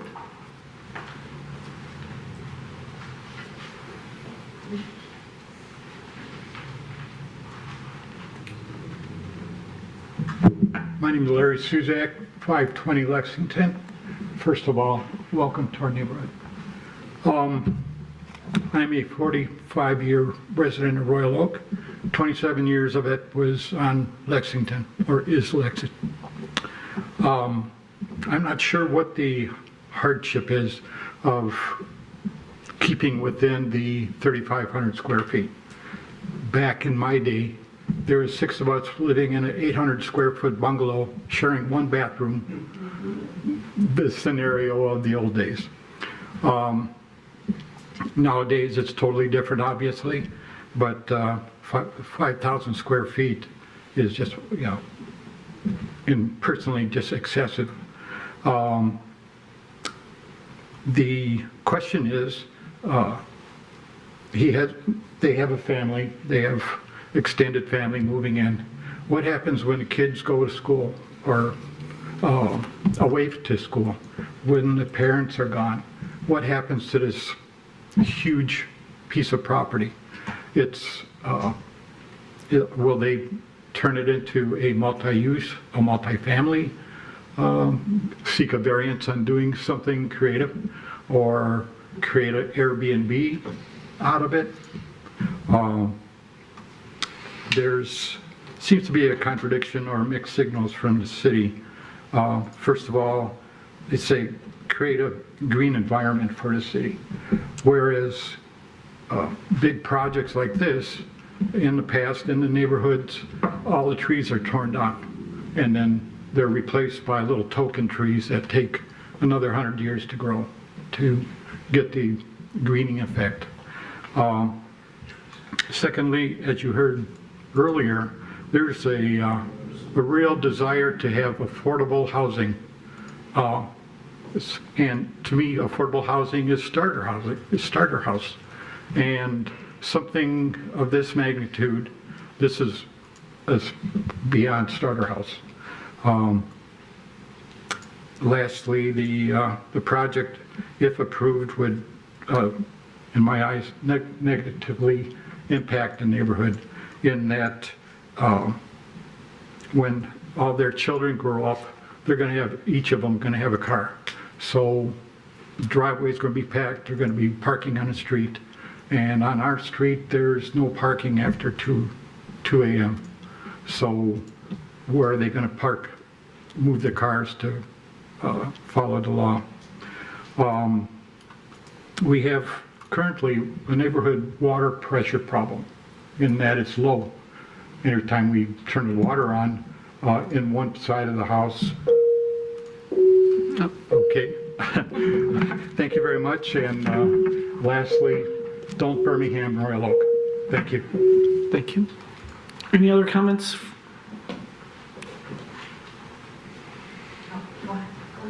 Okay. Hello, good evening. I am Rhonda Coogan. I'm a resident of 504 Lexington Boulevard, and I'll just join on to what Larry was saying. We do have water pressure issues in our neighborhood. We also have issues with DTE. We have a very weak grid. So I don't know how this house is going to impact that. Similarly, please note that Lexington is only a one-way through street. The side of the street that they're going to live on, you can't come down. So all that additional traffic comes down one side of Lexington, where many of us live. Thank you.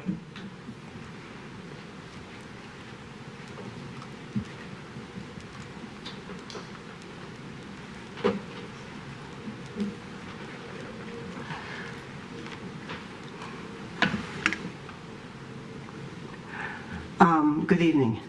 Are you able to hear me okay? Mm-hmm. Mike's and I are not friends. At your May 9th meeting, I'm Dr. Wallace Anderson, 404 Mount Vernon Boulevard. Tonight I addressed the guidelines for approving variances as spelled out in Ordinance 770-124E. You did discuss my letter last time, so I'm leaving that stuff. Number one, well, first of all, of course, as you all know, all 4 of the following requirements need to be met, not just one of them. Restricting the owner from using the property for a permitted purpose is not technically a problem here. The permitted use is single-family residence. However, the plan as originally presented was 37% over the ordinance maximums. I don't see this as reasonable. It's a little less now, maybe 30%. Number two, to do substantial justice to the applicant as well as the other property owners in the district. I can understand how denying the variance might seem unjust to the applicants if they cannot build the house and garage they want without huge variances, but owning a property does not really entitle the owner to ignore the zoning ordinances either. Building a house this large on a 70-foot lot in Arlington Park subdivision would do substantial injustice to the neighbors and the character of the neighborhood, which is composed of houses nestled in large leafy green lots, and a lot of you walk them because they're so pleasant. You have to show the property has unique circumstances. Nothing is unusual about this property. It is a rectangular lot with no distinguishing geographic features like all the lots in Arlington Park. The primary distinction is lot width. And then, of course, the last one, the hardship has not been created by the person presently having an interest in the property. This requirement has clearly been violated. They bought the property knowing the ordinance limits. The letter attempts to minimize but not eliminate the size problem by challenging the city's evaluation of usable space, and beyond that, relies totally on emotional appeals. Rhetorically, we call that pathos, not factual. They created this hardship themselves. Please do not grant these variances, which violate a central principle articulated in the ordinances. Such a large building would alter the essential character of the neighborhood. This blatant disregard of city ordinances really should not be rewarded by any compromise. Thank you.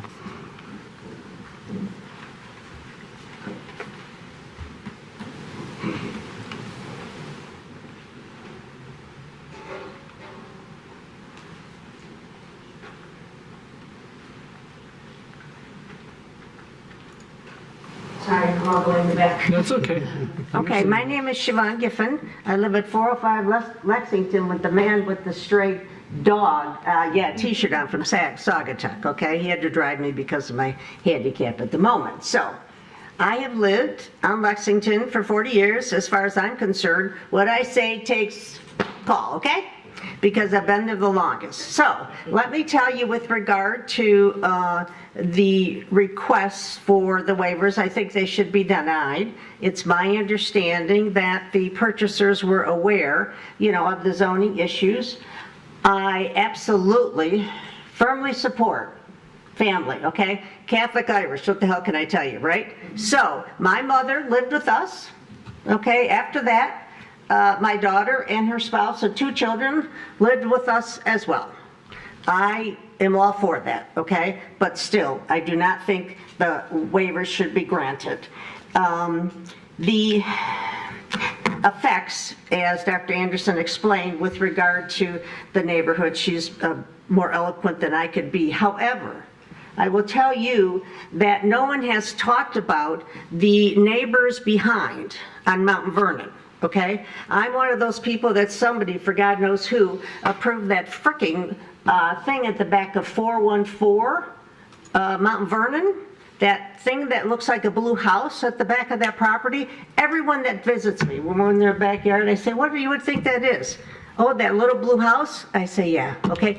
So I experienced that. And you got the big lots. People love to, sit in the backyard, look at the deer at night, and that damn wood thing, whatever the hell he is with the fat tail. Woodchuck, that's right. I have mild cognitive impairment, so I do use wrong words. I do apologize right up front. But that's what we do, right? All that property in the back, you have fires, you have a beverage maybe.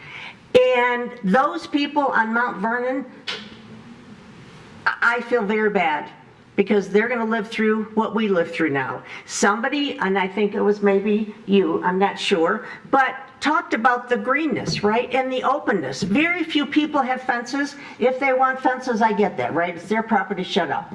But it's very beautiful, and people sit in their backyards. I feel sorry for those post shows. I don't know who they are on Mount Vernon, but let me tell you, me sitting in my backyard, which is kitty corner, to the blue house at the back of that property is pitiful, and I've been there 40 years, okay? I get the fact that those lots are beautiful. That's why we bought there, okay? I get that.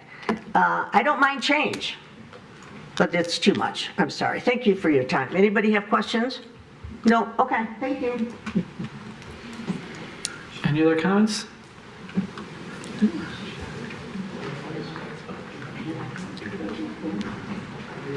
My name is Annette Bromley. I'm at 830 Lexington.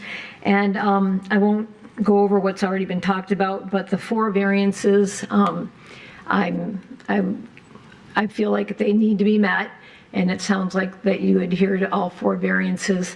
I called the zoning board office this week, and they said that it is on the onus of the petitioner to make sure that they meet all 4 criteria. It's not the public's job to do the opposite. Also, there's one large house that's over 4,000 square feet that was approved for a variance. That lot is a lot and a half wide. This is 70 feet wide. Also, as far as how it's going to affect the justice to other property owners, they probably don't see it now, but the people who live next door to them, this house will cast a large shadow. It's going to affect their gardens, it's going to affect their grass, it's going to affect anything else, the sunshine coming in. That's already a very shaded backyard there. You can tell because there's lots of moss that grows on those roofs over there because it is so shaded.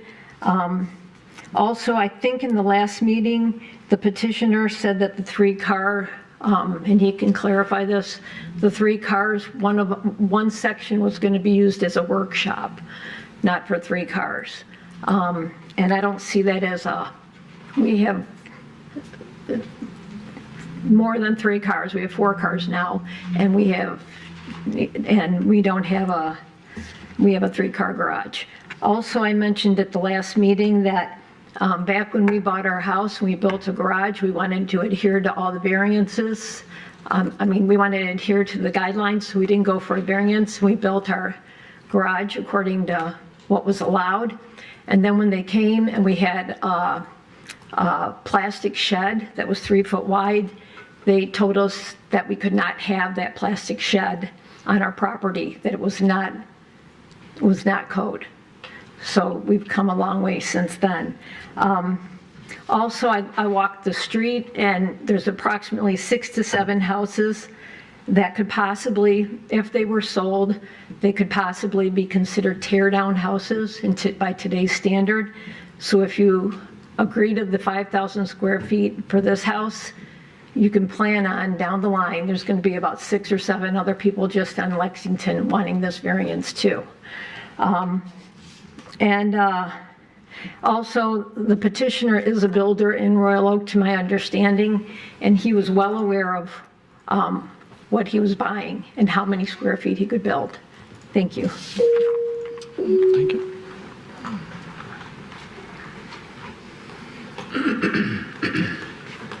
Hello again, Katie Reif. I'm on Houstonia. A point that I just want to bring up is that every home on my street is completely different. We have all different sizes of homes. One thing that I think is important about what these homeowners would like to bring is that in Royal Oak, we don't have enough homes with square footage. Looking for more square footage myself and considering having my family live with me, we're having to look outside the city of Royal Oak right now to allow enough space and enough bedrooms for all of us to live together. I do understand that many years ago, families may have lived with more people in smaller square footage, but that's not exactly what's happening right now.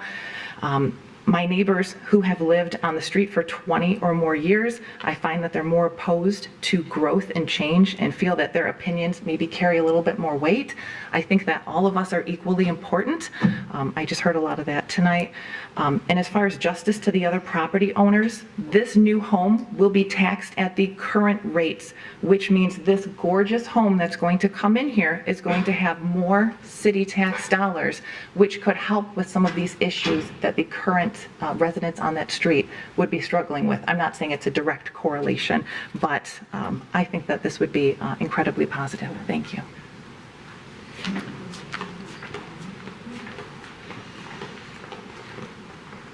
Hi, Scott Shin, also Houstonia, Royal Oak resident. The house that Gino, the petitioner, owns, the property is 17,500 square foot. I do believe that property owners have the right to, invest in their property, improve it. A lot of people are against that. A 17,500 square foot property is a very large property, even though it's only 70 feet of frontage. The property footprint front, as the representative of the petitioner mentioned, is the same width of the existing ranch that's on the property today.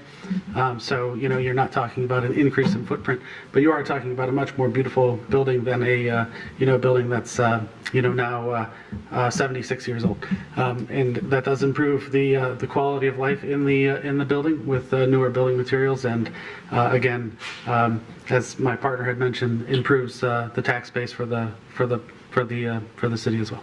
Thank you. Any other comments?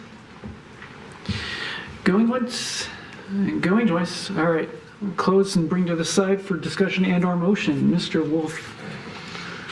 So I want to split this up and let's talk about each of the variance requests separately. I will make a motion to approve the garage because I think that one's pretty straightforward. Okay, is there a second? Yep, Ms. Sukin seconds. Go ahead, Mr. Wolf. As we've seen and we've talked about in other similar requests brought before us, 89 square feet is not very much extra space. Again, it sounds like one of the issues that the zoning ordinance has is that the percentage allowed and the square footage allowed don't always line up. In any case, it's going to be under the maximum percentage of accessory buildings, so I don't have a problem with the extra 89 square feet being given. So I'm 100% cool with that one, and I think that's uncontroversial. Ms. Zukin, anything to add? No, I don't have anything to add. Okay. Other comments? Anyone? Anyone? All right, I will be in favor of this variance. The hardship is the fact it's such a large lot that this 10% increase over the variance is very minute, in my opinion, and the hardship is of that large lot and having to stick with that same size, no matter what size lot. And I think it'll do substantial justice not only to the homeowner, but also the neighbors to having what looks like a 2-car garage, but really is a 3-car garage. So because of those things, I have no problem with supporting this variance. There's no other comments. We'll move to vote. All those in favor signify by saying aye and raise your hand. Aye. Aye. Opposed? All right. Motion carries. Is there discussion or motion for the other variance? Ms. Zukin. I'll make it short. I agree 100% with what the resident on Mount Vernon had to say. I think she put it very eloquently. I think none of these 4 criteria are met, and I just don't see, I mean, driving down this street, it's so quaint and lovely, and when I see these big houses popping up here and there, it really breaks up the feeling that I get from the neighborhood, and I can understand where the neighbors are coming from, so I'll be opposing it. Well, there's no motion yet, so. Yeah. I'm opposing the variance. Okay, fair enough. Mr. Clay. Just a few comments. Excuse me. Number one, I think the challenge too is the way, and not to pick on staff, but the way we assess square footage. I think that's a bit of a challenge too. That 315 square feet, I don't think you could put that on a listing ticket. That's not, to me, it's not actual square footage. So I think they're handicapped a bit by the extra there. And then number two, things like water pressure, DTE, we have no control over that, and they have every right to connect to utilities. If it's a 2,000 square foot house or 5,000 square foot house, there's no discernible difference that I can tell. So those things are really out of our jurisdiction. I would say that the challenge here, we've been noticing an uptick on these cases when it comes to large lots. So maybe this is a bigger zoning issue in general. I know that's not for discussion tonight, but that maybe we have to look at the ordinance in general. But I would say, and I brought this up last time, is our board has been, again, when these cases come up here, we've been looking at assessing them from a square footage, a lot coverage standpoint. That's been our consistency.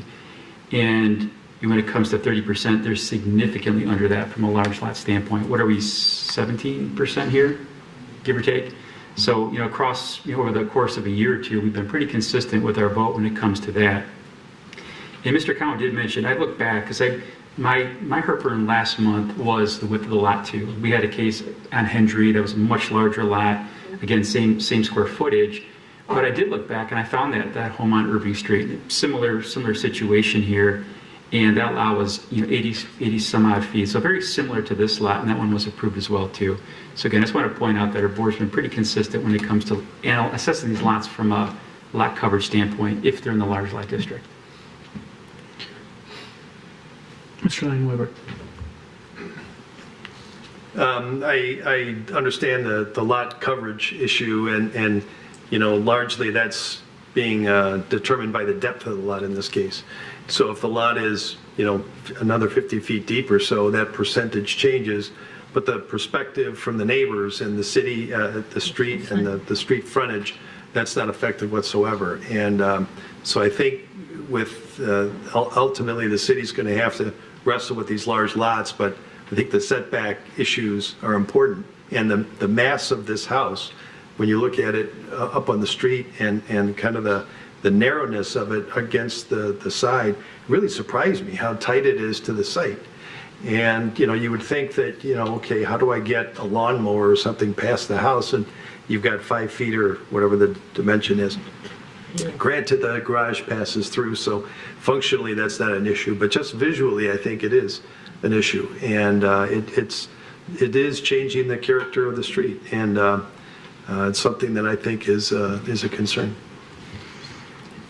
Yeah, my only consideration for that, when I looked at the street itself, is there is that newer home at the end of the block, and the fact that we are at the end of the block too. So that went into my consideration. We're closer to the high school. We're not mid-block, where just a little bit, it's off to the west over there, so it's closer to that new house. So I saw a bit of a pattern. Any comments or motion? Oh, I was just going to say, I'm also tending to be opposed to this variance, just because I don't think a large lot is a hardship that necessitates a variance. So yeah, I just wanted to throw that in. Mr. Wolf? So this is more a procedural question. We always make a motion to approve first, is that correct? No, you just make a motion first. Okay. And how that goes depends on whether or not we have to do motion the opposite way. So I'm going to make a motion to deny this. I think, again, if it was 100 square feet, it was 200 square feet, 500 square feet, I wouldn't be as opposed to this.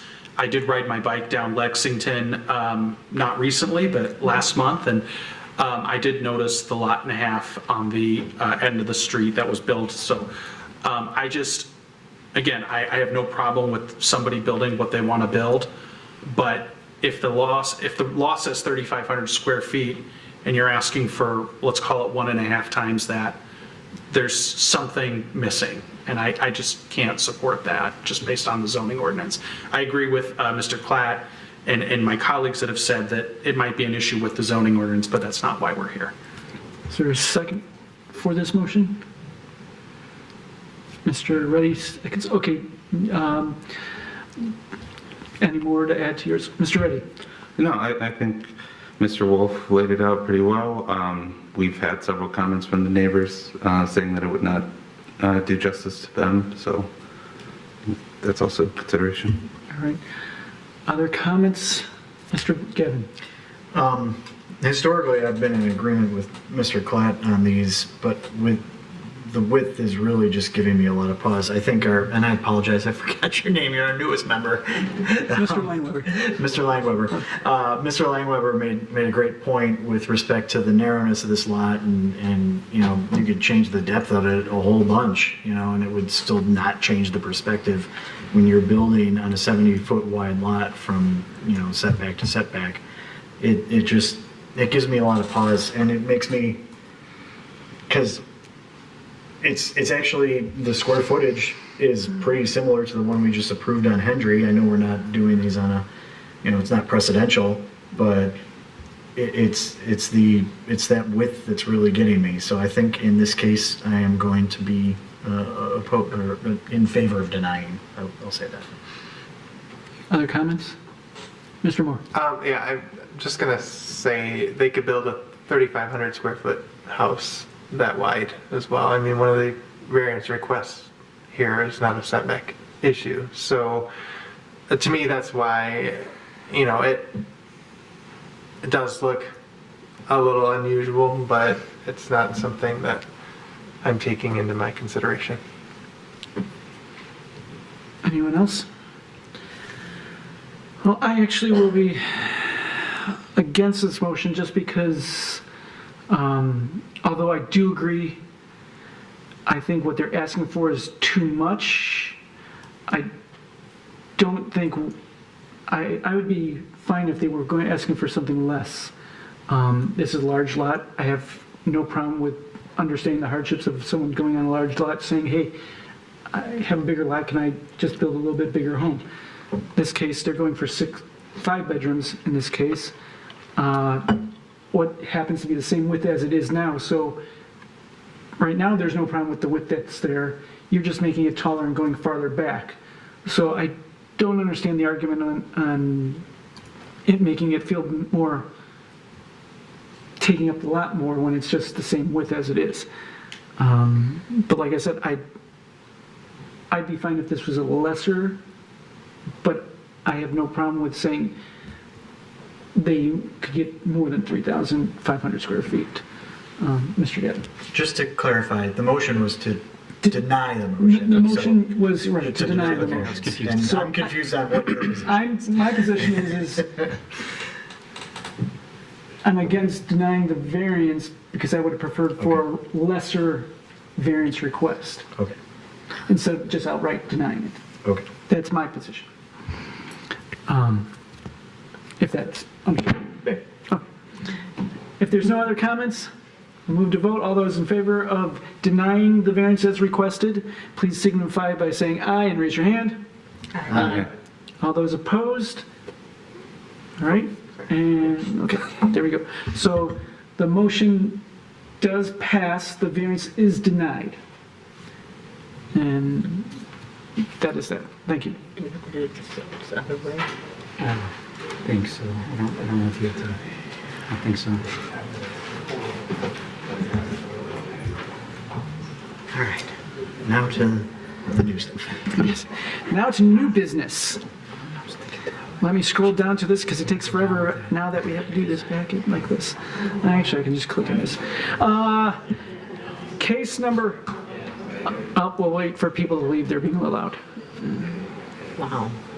That was a lot. All right. Pretty much what I expected. Just write things out. Yeah. If you guys could please discuss outside so we can go along. Thank you. Case number F-24-06-02 for 4205 Crooks Road. Whenever you are ready. The subject site is a corner lot, and it's located at the northwest corner of Crooks Road and Normandy Road. And the subject site currently contains a single-family house and a detached garage in the rear yard. The site is also accessed via a driveway off of Normandy Road. There's an existing approximately 6-foot tall wooden privacy fence extending along the south property line. There is also a wooden gate, which is also of the approximate same size, which extends across the driveway. It's not zooming out. Okay. The fence ordinance states that within 10 feet of an intersection of any driveway with a sidewalk, the maximum fence height cannot exceed 3 feet. This is what's called a clear vision triangle. So this ultimately means that the fence and the gate that are there today standing are non-conforming. And the petitioner is proposing to replace both the fence and the gate in the same location and at the same height. So the petitioner is requesting a variance to waive 3 feet of the maximum permitted 3-foot fence height within 10 feet of any intersection with a driveway with a sidewalk, alley, or right-of-way. Thank you. Okay. Questions? Anyone? There are none? Okay. If the petitioner is present, you may come forward and present your case.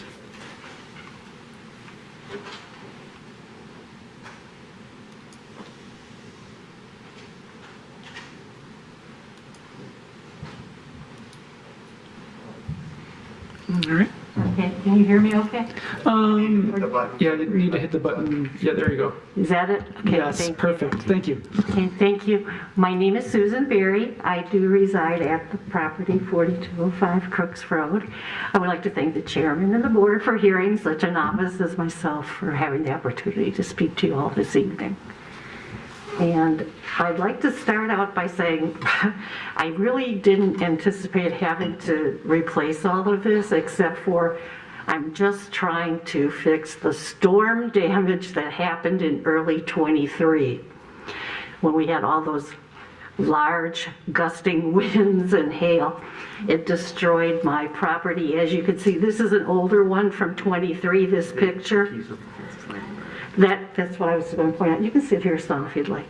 Now, where that piece was laying on the ground, that was back from '23. And for safety's sake, I always am safety first. We had a handyman prop that up, as well as this picture you're seeing now. That is to hold the fence up so that it doesn't fall on anyone, because the property fence, the whole entire length of the backyard, the wood was destroyed and the supports were destroyed by the weather. So that being said, the reason I would like to be able to keep the driveway gate, and you can see in this picture on the right-hand side, that's the electric control box. It is an electric gate for the fence. And so the fence gate has motors on each side, and the conduit goes under the concrete drive for those motors to open and close the gate. And I think that is an advantage to keep it next to the sidewalk where it is, because people can hear the motors and see the gate actually moving. Many of the pedestrians that come down the sidewalks see and hear the motors and see this gate opening, and they stop before my drive. So I think that is an advantage to have it electric and stay electric and at the edge of the sidewalk. I have been on this corner. I bought this property 25 years ago. I lived in Royal Oak before that on East Harrison. This one I've been in 25 years. And in this entire time, there has always been a gate, whether it was, I don't know if any of you are familiar with the Normandy and Crooks Corners. It's near the high school, you know, Canyon Corner from the high school. And there used to be an old cyclone fence and these humongous wild growing bushes. And so I knocked those down and put the nicer, more aesthetic fence. And so I think that, and due to my, see, I have some health issues, that I would like to keep the electric fence. And I don't know how it was before, but before I had to come before your board, this last electric fence up against, you know, the sidewalk area was approved by Jason Craig in the code enforcement. So I know I have to do this variance now for repair, but it just kind of, I wasn't expecting it, because I don't know why, if it was okay before, and that variance, the same variance was in effect then when Jason Craig approved it, why I have to do this now, just to repair storm damage. The parking is an issue. If you could understand that in this, he already took away the picture that was the overhead, that there's very limited parking. There's no, on parts of Normandy, there is some curb parking. There's no curb parking on my curb at the corner. You can't park on Crooks. There's no parking on Crooks. The only place I have to park my vehicles, and I have 3 of them, as you can see in the picture, and a jet ski, and there's nowhere else to park, but I have my Lincoln right there that you see on an angle. Sometimes it's straight behind the vehicle in front of it, which is a pickup. And if I have to move this in, the 10 feet where you show the triangle in this picture, then I cannot open the back hatch of my Lincoln when the gate is closed. Or if I do park there, and I don't worry about the back hatch, then the gates would open right in the middle of my vehicle. I can't park my vehicle there. And there's such limited parking, where would I park? I can't walk around the corner, there's no curb parking. I need the area to be able to park on my own property. So I don't know where else to put it. Also would cause a great financial hardship right now. I'm currently on a fixed income as a senior, and I just cannot afford to dig up that concrete drive again, put another electrician to work to dig up the old electricity, get him in there to put new electricity, lay a new concrete drive. It just, I just can't afford to do it. So I don't even know if it's an option, that if I can't afford this, and the gate was not damaged by the storm, that's the only thing it wasn't, because it has a metal frame, that if I could keep the old fence so that I don't have to move it in, I can power wash it to try to make the wood match on the new fence that I'm fixing. Or can I just keep the fence where it is and the gate where it is? And again, just even for aesthetic properties is another reason why I was asking to replace these boards at the gate in the driveway, so everything is kind of matchy-matchy, looks more aesthetically pleasing, because there's an apartment building that Amber built across the street that has 11 families, and they have to look down on this, and to keep it a little more aesthetically pleasing, I thought just have everything match and look more aesthetically pleasing.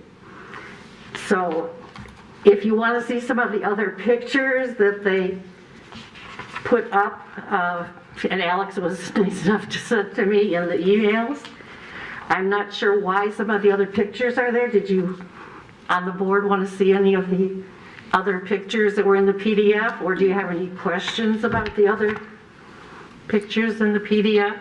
Mr. Clapp? Maybe more of a question for Alex real quick. Maybe I'm just confused or I misunderstood, but just from an ordinance standpoint, so where does a 6-foot high fence have to stop? Is it within 10 feet of the drive? So let's say you're coming from the intersection of Crooks right there. You could march that 6-foot tall fence to the west up until a point that's 10 feet from the driveway. Then it has to drop down to 3 feet to keep it in plane, correct? Is that, and the gate would be 3 foot high too? Anywhere within these 2 triangles traced out, the fence cannot exceed 3 feet in height. If they wanted to maintain a standard 6 foot, it would have to jog inward, so it's not going in, I guess, inside that triangle area. Additionally, within that, in that area, the other option would be some type of fence with a higher level of opacity. So that could mean a fence that's see-through. That could be a wrought iron fence. It could be a chain link fence, but those are some of the options. But does the gate have to turn back? Can't it just stay along the sidewalk at 3 foot high? Well, at 3 foot high, it could potentially. But if she wanted to maintain a 6-foot tall gate and fence in that area, was that's what my next- necessitates the variance. So my next question, is that more from a privacy standpoint? You want it to be 6 feet high in that area? Since I am on such a busy corner Yes, and traffic has increased, yes, I would like to maintain the privacy on Okay, that I didn't hear corner. privacy in your discussion. That's my primary question. One is Yes. what's allowed, and then two, what you want 6 high super privacy based on that Yes. intersection condition? Yes. Okay. I think I saw Mr. Moore, then Mr. Gavin, and Ms.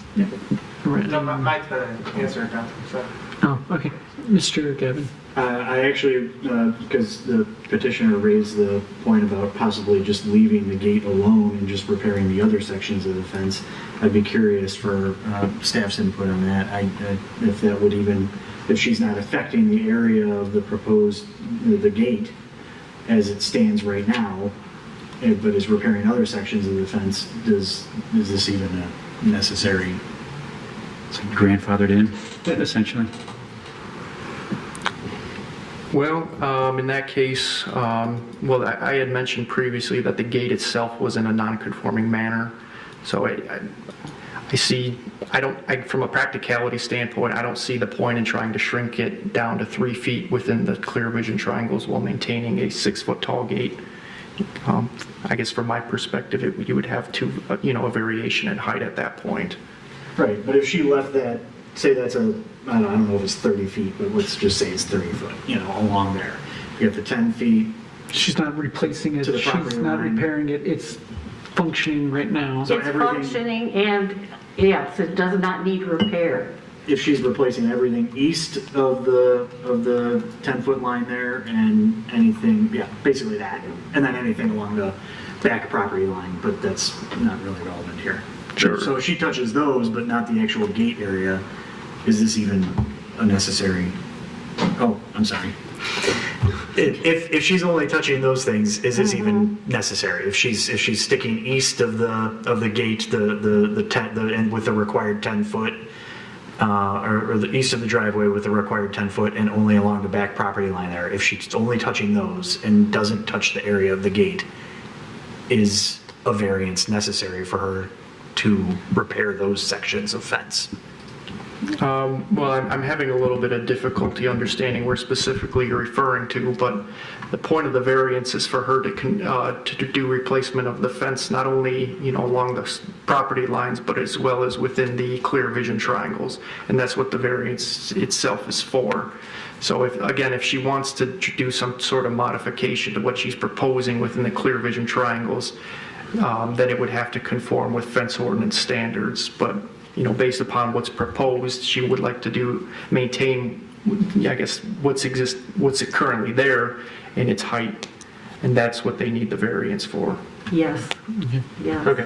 Perhaps we could look at the photograph from the street where the vehicle's coming out of the Yes, big because gate there are opening. I more think that's pictures. useful. And we are processing, helping the applicant process their application to you based on the determination of the building division. So if they've identified that, they're the administrator, we're passing along their statement of what's needed, the variance that's needed in order for them to obtain the permit. So if they've identified that is the variance request that's in front of you. Okay. And I think that is probably a very good vantage point to identify what you're referring to as the sliding gate opens, and is there visibility for an individual on the sidewalk to see that vehicle coming? Yes, that's where I was going with the motor noise they can hear and see when it's at the level, the same as the sidewalk edge. Yes. Uh-huh. All right. Because then the pedestrian is warned that there is a motion action happening. They can hear it and see it. All right, I believe you had a question, Mr. Wolfen. Mr. Reddy first, yeah, then Mr. My question is it possible to do 3 feet along that, the required area? I know it's not your preference due to privacy, but just for Not just privacy, sir? Oh, did you have something more to say? I'm sorry. Oh, no, I know it's not your preference, but is it possible to do 3 feet in the site obstructing area?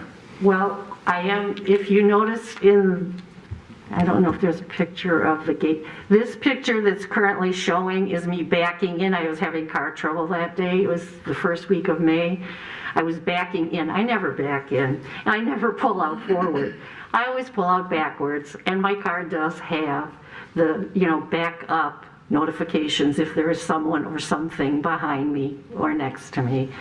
But that one day I had to turn the car around because the tow truck driver said, even though the car is chugging, can you make it nose facing out in your driveway so I can pick it up with the tow truck? But I was hoping that that picture showed that I have dog windows in my gate because I had a dog and I am planning on replacing with a service dog. And so I don't think 3 feet would work with a service animal. They would be able to hop a 3-foot fence. Most service animals are Labrador size, retriever size. I don't think 3 feet would work. So just to say this quite bluntly, this is a like-for-like replacement. I just want like for like. Okay. Mr. Moore, sorry, Ms. Robinson, then Mr. Moore, yes. My understanding here, that if that fence was 3 foot solid and then another, 5 foot or something above that was, you could see through, is that my understanding? Well, the other alternative options would be have a 3-foot tall fence or to have some type of fence with a high level of opacity. So How that much could is that high level of opacity? 80% or greater. And that would be?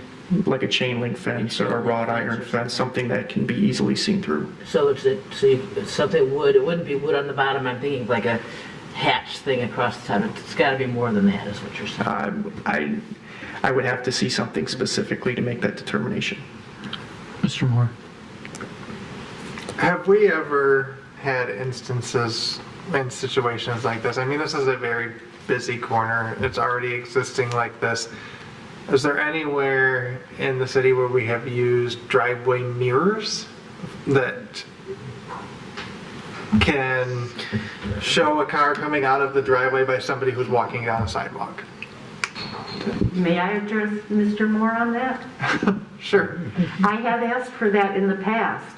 When this variance first became, at the time I was speaking to Jason Craig, as I said, I did ask him about, I think they're called parabola type mirrors.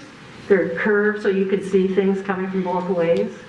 He didn't think that was feasible, but if the board thinks something like that, I even suggested a blinking light at the top, as well as them hearing the motors and seeing the motion of the gates.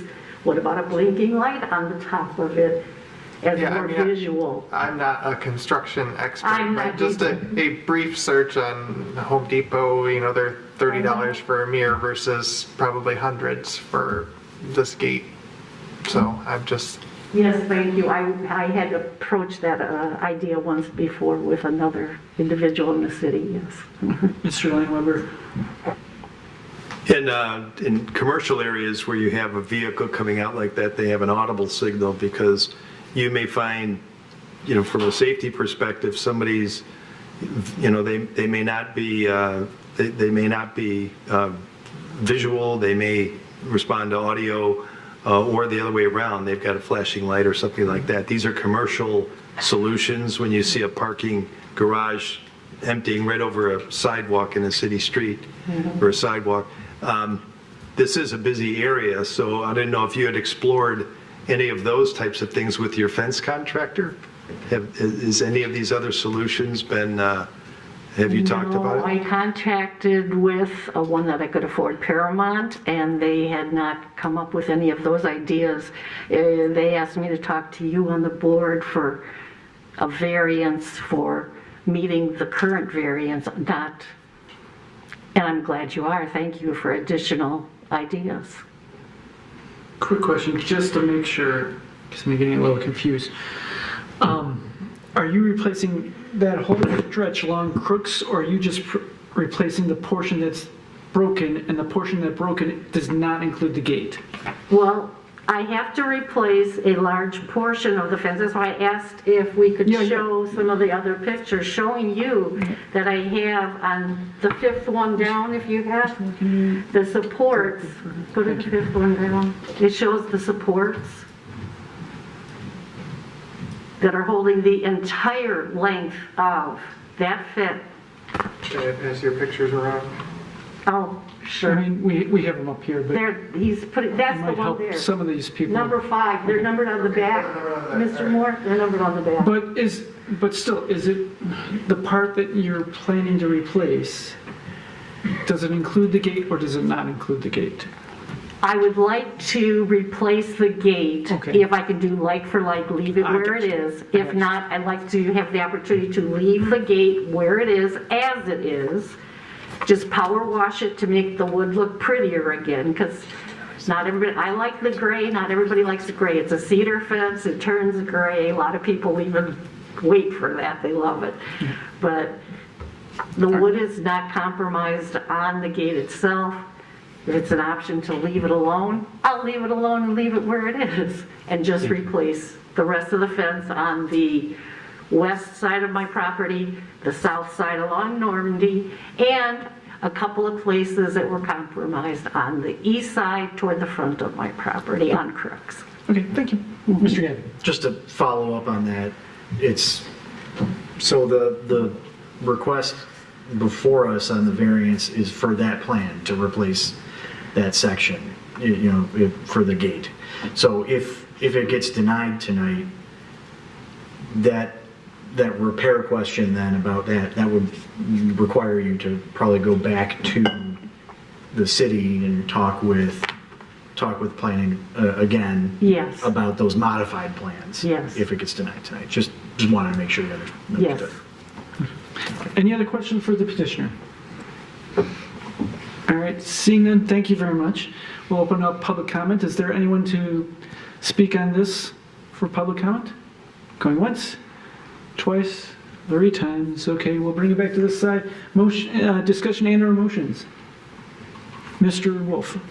I'll make a motion to approve as is, as presented. It's a like-for-like replacement. I did read the fence ordinance, and section 323.4 allows for maintenance and repair. That's exactly what the petitioner is asking for. And the hardship is that it is a major street, 2 major streets, Crooks and Normandy. So I will motion that the petitioner get what she wants in full. Is there a second? Mr. Moore seconds. Anything to add or? No, nothing to add. I feel that all of the criteria has been met. Okay. Any other comments? Mr. Gavin? So I'm actually going to be opposed, and I just want to make sure, like, I completely understand your situation and your needs, and I am factoring those in, but this is a safety issue, and I take my family on walks. I have 2 young kids, and they're oblivious when they're riding their bikes down the sidewalk. They wouldn't know, what those noises meant. Like we've been trying to drill into them to look for cars backing up and things like that. But and there was a comment from another bike person, a bike rider, that expressed safety concerns as well. That is the only reason I'm opposed to this. Otherwise, I would be very in favor of granting this. It's just the safety for me is overriding. So that's the only reason I'm going to be opposed. Mr. Clapp. That was my initial concern too, but if this was a commercial application, we had multiple users in and out that are unfamiliar with it, that'd be different. But this is your use. You're familiar with the situation. I assume you approach it very delicately when you get to that 25 gate. years. So I can see past that for those reasons. Other comments? Mr. Reddy, and then Mr. Glenn. Yeah, I'm just going to be reluctantly opposed, exactly for the same reason that Mr. Gavin mentioned. Mr. Lineweber. Yeah, I too am concerned about the safety aspect of this fence. I do appreciate that you're trying to maintain it and make something safer, but there is a big opportunity for somebody to get hurt here, and when you're backing up especially, I don't know how much notification your car is going to give you that there is a person or family walking behind that. And I just think that we've got to err on the side of safety here. So I'm not going to be in support. Any other comments? I will be in support of this. I am concerned about safety, but because this actually is a motorized gate, and with the hopes of maybe her adding a couple other things like the parabola or even a light with it, not saying they have to, but hopefully she takes some of our comments with that to make it even safer. This is a like-for-like replacement. As you heard, she said, hey, if we deny it, she's going to leave it as it is and just replace the portion that needs to replace. So because it's a like-for-like replacement and it can go either way, her gate's going to remain no matter what, whether it's a brand new fence or it's existing in its current condition. So this is just helping solidify that her living on Crooks with how it's a motorized gate, that's the unique circumstance. Most of the time when we have fences before us, the gates, there's not even a gate there. The fence just goes right up to the driveway. So this being a case where it's a very unique circumstance where it's got a gate, it's motorized, it's not even manual. So there's ample opportunity to see the gate is in motion when it's occurring. The only time where I could see is possibly unsafe is just someone just blatantly not paying attention, which kids do, and something happened. But she's been doing this for this many years. She's got a routine down. She knows exactly how slow she needs to proceed. And this is not even factoring in how smart cars are nowadays with motion sensors. So I have faith in what's keeping it how it is acceptable. So because of that, I'm in favor. Okay, if there's no other comments, we'll move to vote. All those in favor signify by saying aye. Raise your hand. Aye. Aye. Okay. And it's 4. Opposed? The motion fails. Is there a motion in the opposite direction then?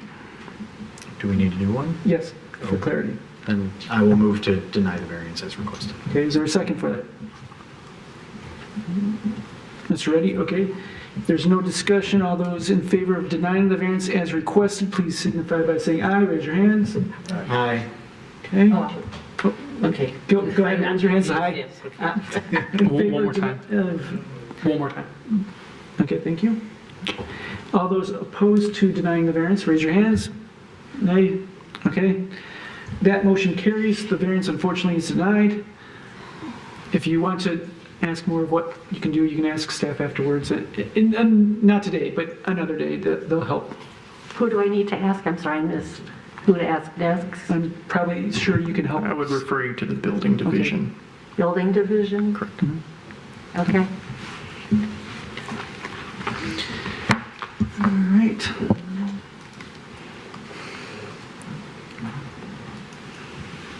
Let's see. Next is case number 24-06-19, 4248 Delmore Court.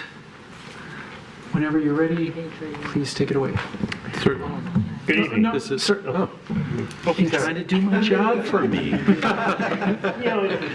My job's easier than yours tonight, I guarantee. This is a 2-story building located on Delmere Court. Most recently, it was utilized by a fence contractor.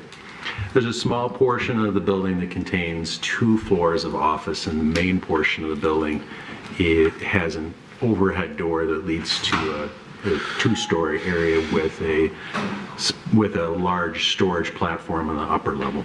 And the petitioner is proposing to renovate the building to create professional office space on both the first floor and the second floor. They'll be creating additional floor area on the second floor. And in sum total, there'll be about around 8,500 square feet of professional office space after it's renovated. And we require 1 parking space per 225 square feet of usable floor area. Therefore, it would require 38 parking spaces. The site does provide for 16 off-street parking spaces, so they're seeking a waiver of that difference, which is 22. To give you a point of perspective, The previous use, the office component required a similar office parking requirement, but the main portion of the building was utilized as essentially a storage area for the fence contractor, and that has a much lower parking threshold. So we didn't have an exact floor plan of the previous use as the fence contractor with their office space, but the guess is that it required about 14, 15, 16 parking spaces, so equal to the number of parking spaces that are currently there. And again, the petitioner is proposing to renovate and add additional floor area for professional office only, which requires a total of 38 parking spaces. Okay, thank you. Any questions for Mr. Cliff? Yeah, I was just a little confused. Like, the numbers didn't seem to align. Like when I looked at the applicant's plans, it said a total of 7,294 square feet under the occupancy table. Then it said 5,054 under the parking calcs table in SP1. And then the staff plan said 8,484. Staff, I mean, their plan suggested 23 spaces on one sheet, 26 in the letter. So what, I'm just confused at all these square footage numbers and what's right, it just seems to be all over the place. So I don't know what's right or what's...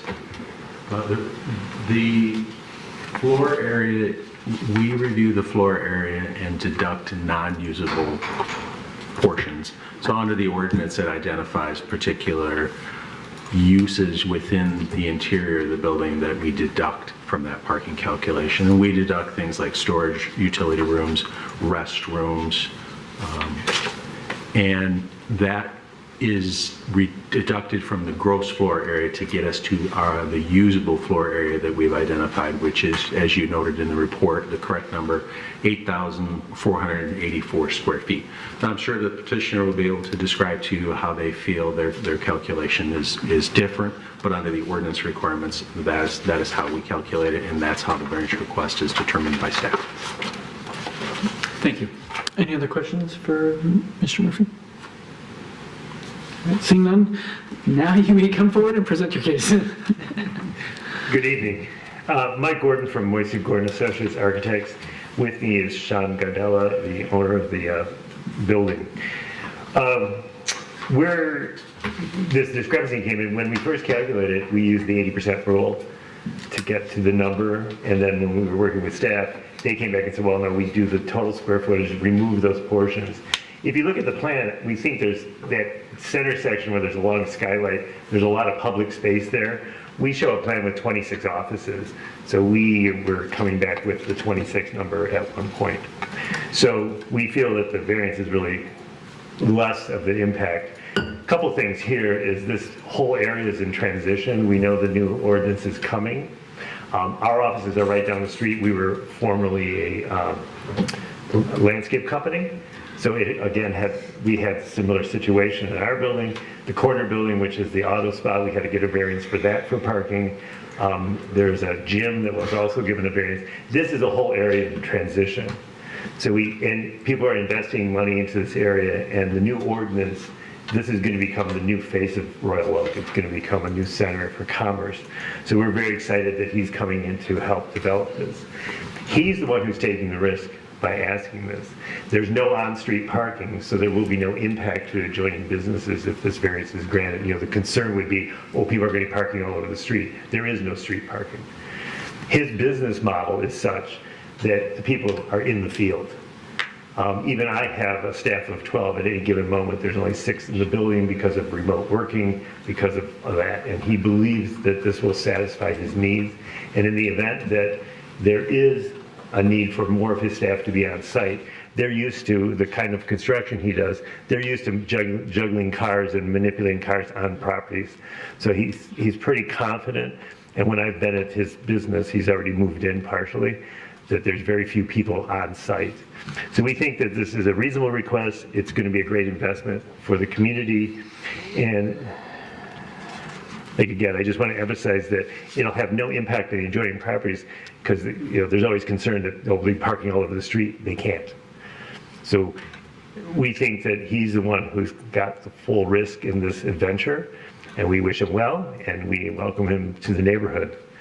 And we have worked on like a half a dozen projects within that district. And as you see, there's a lot of transition happening out there. There's a couple buildings for lease that also have been upgraded. And with the improvements that the city's made with the diet reduction on the main road by us, Delamere, and the new sidewalks that have been installed everywhere, we think it's an exciting time for Royal Oak, and this is the new Royal Oak. And he's here to answer any questions. Anything? Yes, Mr. Lineweber, then Mr. Wolf, and Mr. Clapp. Excuse me. There are some on-street parking spaces adjoining the fence company building, correct? No, because the way the driveways are all the way down, it's further down the street and around the corner. No one really parks on the street. Okay. Because if you look at all the driveways, I mean, people occasionally park there, but they're... It could be. And this image, that curb that starts to peek in on the left, I drove this today and there were, probably 6 cars there parked on the street. Okay. Perhaps it was illegally parked, I don't know. Well, there's a lot of Amazon trucks. The catering companies there is constantly bringing In the in aerial view, you can actually see, looks like the same cars I saw today, as a matter of fact. I saw There's 5, 6 cars out there. Yeah, so I don't know if there's some permitted spaces, but I did see the rest of it is no parking both sides, right? Well, like in front of our building, there's 2 parking spaces. That's the whole limitation. Because of all the driveways, there's very little. Had you reached out to the neighbors to see if there are shared parking spaces or excess that you could accommodate? He's late to the game. Alan, who owns our building and the adjacent building and the corner building, 2 Unique Catering is already leasing spaces from him, and several of the other. That was one of the first things we did, was look around for parking spaces. Okay, but at this point, you don't have any. Right. There's nothing convenient within the block. Okay. Mr. Wolf. Yeah, just for the record, I wasn't 100% sure I understood what what you were going to do in these offices. It sounds like you're, I guess, what is the use of the office? He's a residential builder. Okay. So all of his staff members have an office on site, but they're in the field 90% of the time. Okay, so it's just a place for them to, go in during the day, drop their stuff off, go to the site, come back, go home. Correct. Okay. And then, of course, there is a couple accounting positions and secretarial positions that are there. Okay, but okay. Correct. And I guess how many people, if it were max capacity, how many people would be on site? Well, there's space for 26 offices in the building. Okay.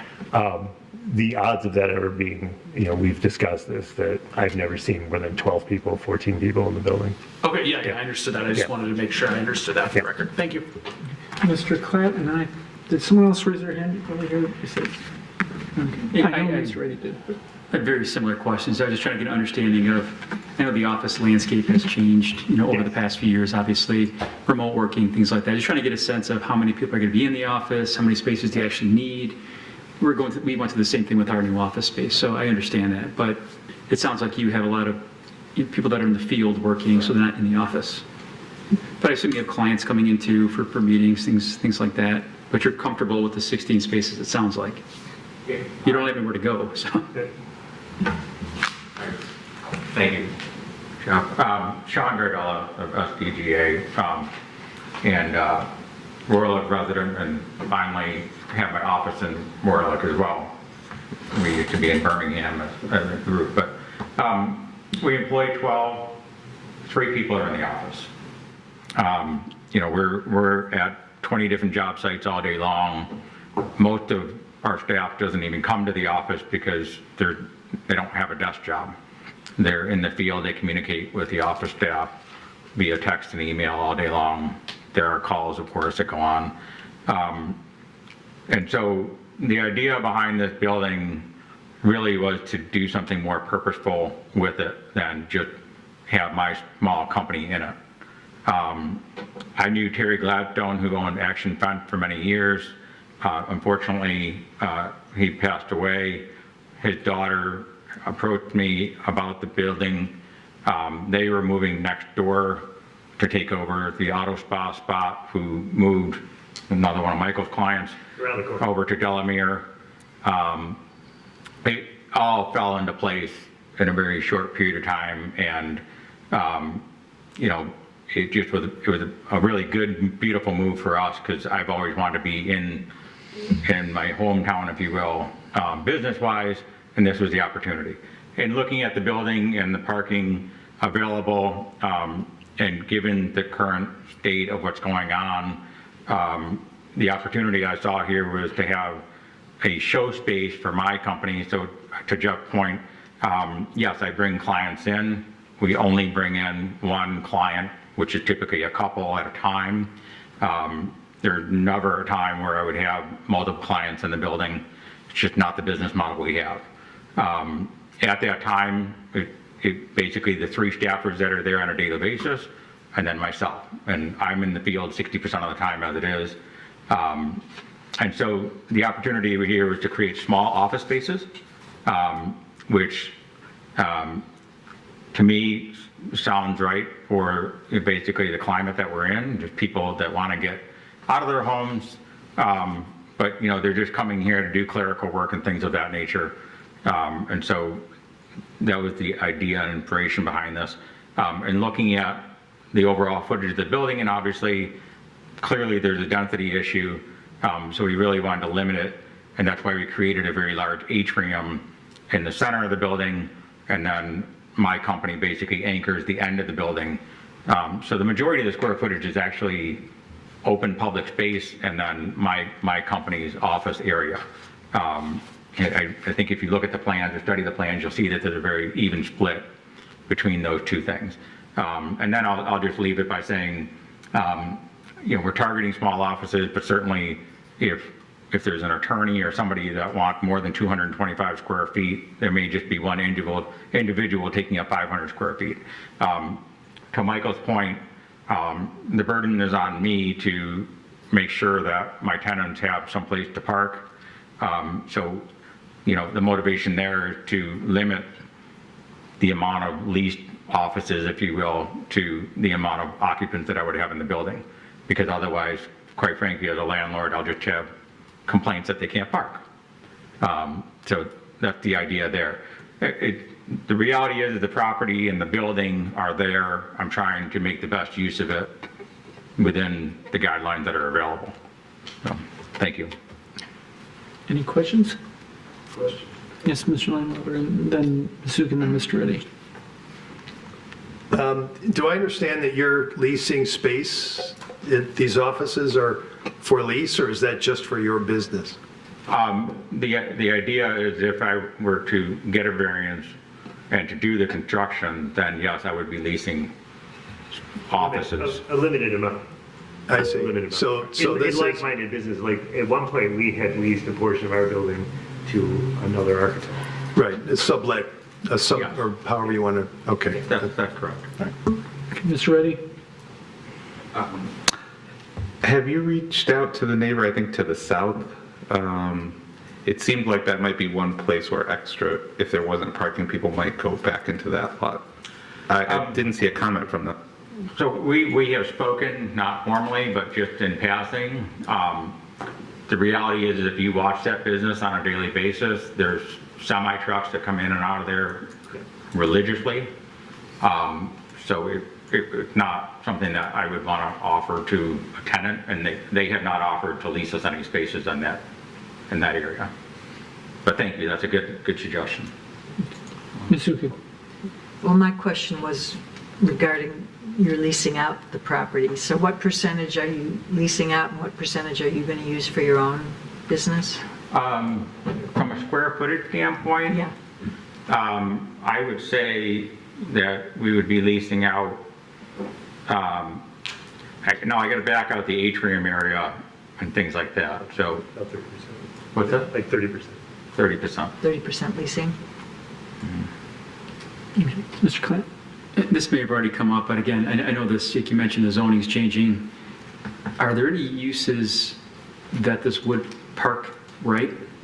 With the 16 spaces, are there any, not to put the burden on staff to calculate parking on the fly, but would anything moving in here require a variance for the most part? Other than some industrial use, whatever it could be? Storage or something. Yes. Warehouse, which would not be the highest and best use. That's a large number of uses that are identified in the industrial zoning district that could occupy the space without a variance, yes. Okay. Large number, with office space, because there is existing office that's there right now. So they would be able to occupy it as office with their, if somebody was a home builder, they could use the office space as is, and they could use the warehouse space for the purposes of storing their materials. Okay, thanks. Any other questions? All right, thank you very much. We'll open up the public hearing. Is there anyone to speak on this case for or against? Feel free to come forward. Once, twice. All right, we'll bring it to this side of the table. Discussion and our motions. Anyone? I'll add a little bit of discussion before you do. Yes. I failed to mention that we did not receive any written correspondences with regard to this variance request, so I wanted to make that known. Okay, thank you. Additional discussion and our motions on this side. Anyone? Don't all jump at once. Mr. Landweber.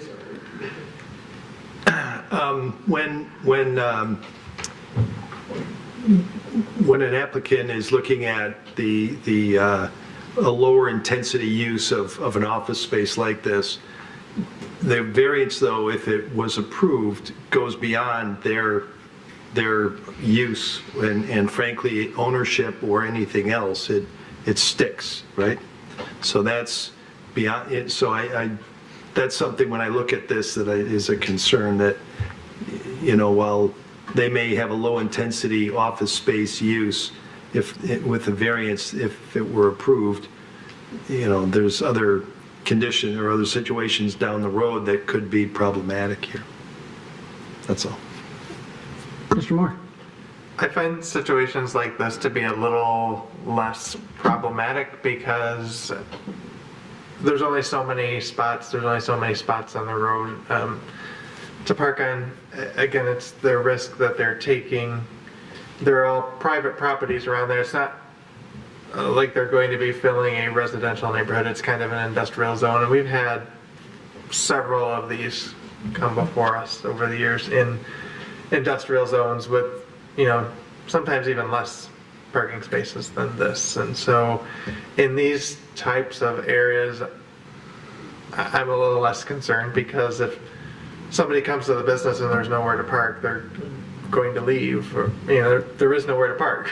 So just my... Any other?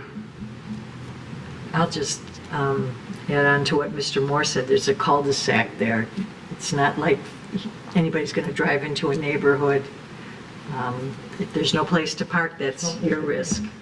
And I don't think it harms the general public at all, so I don't have a problem with it. I've got a quick question to the petitioner. You said you're going to sublet it out. Are you going to guarantee those subleases a certain number of spots, and would that be the 30% or whatever would be required, or is it sort of just, we're going to give you 2 or 3 spots? Well, I mean, obviously I don't know right. who would be coming, right. But I do know the amount of parking spaces that I have. And as a landlord of other properties, I do know that you make agreements, and typically on-site parking would be part of that. So I can only guarantee 16 spaces. That's fine. And does that make sense? Yep. Obviously, I know I'm going to have vacancy here. Yeah. Right? And I'm fine with that. But I don't know how, we've studied this for a while, so I don't know how else to slice this pie except to basically show less offices, which I could do. I have no problem with that. But then I'm just going to have open spaces in the building. So, and we can call it storage if you want, but however,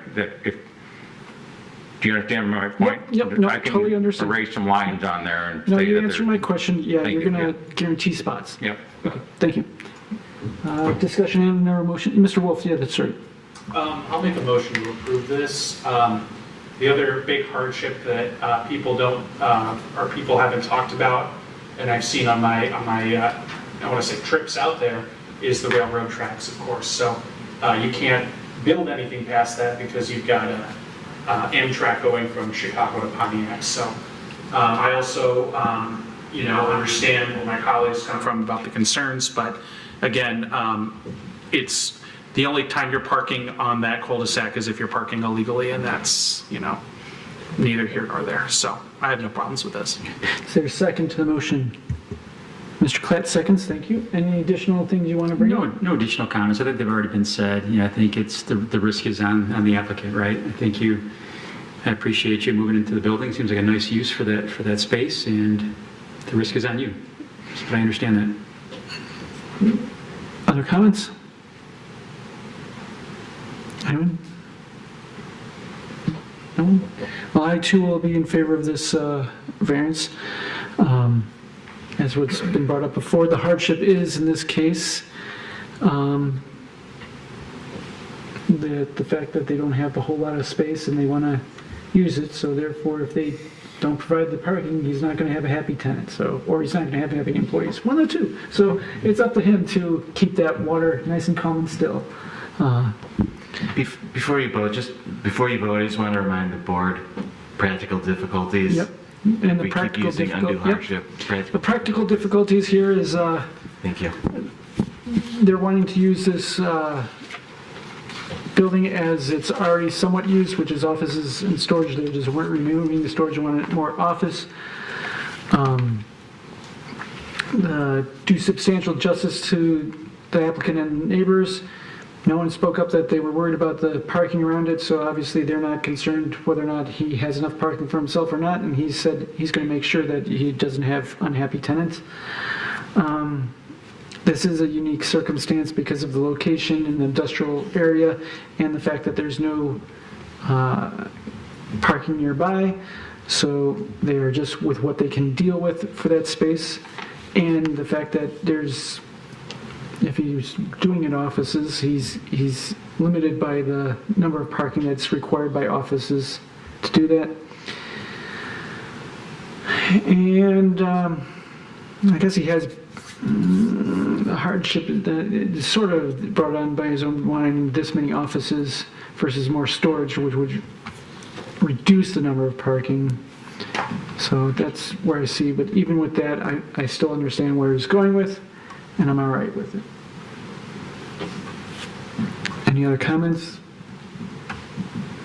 All right, all those in favor signify by saying aye. Aye. Opposed? All right, motion carries. Best of luck to you. Thank you all. Have a good evening. Thank you. Mr. Chairman. Yes. I hate to ask, but could we take a 5-minute recess? Yes, there's a request for a 5-minute biological break. It is granted. We will reconvene in 5 minutes. About to ask the same thing. 5 minutes.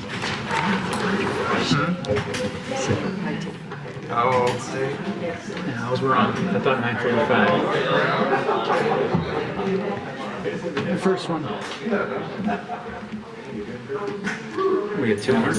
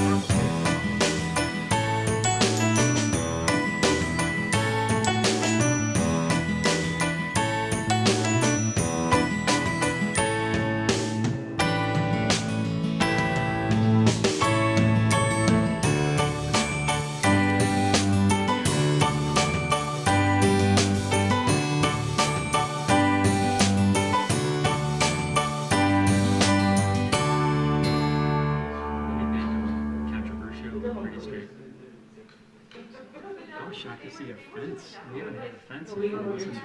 I'm hoping.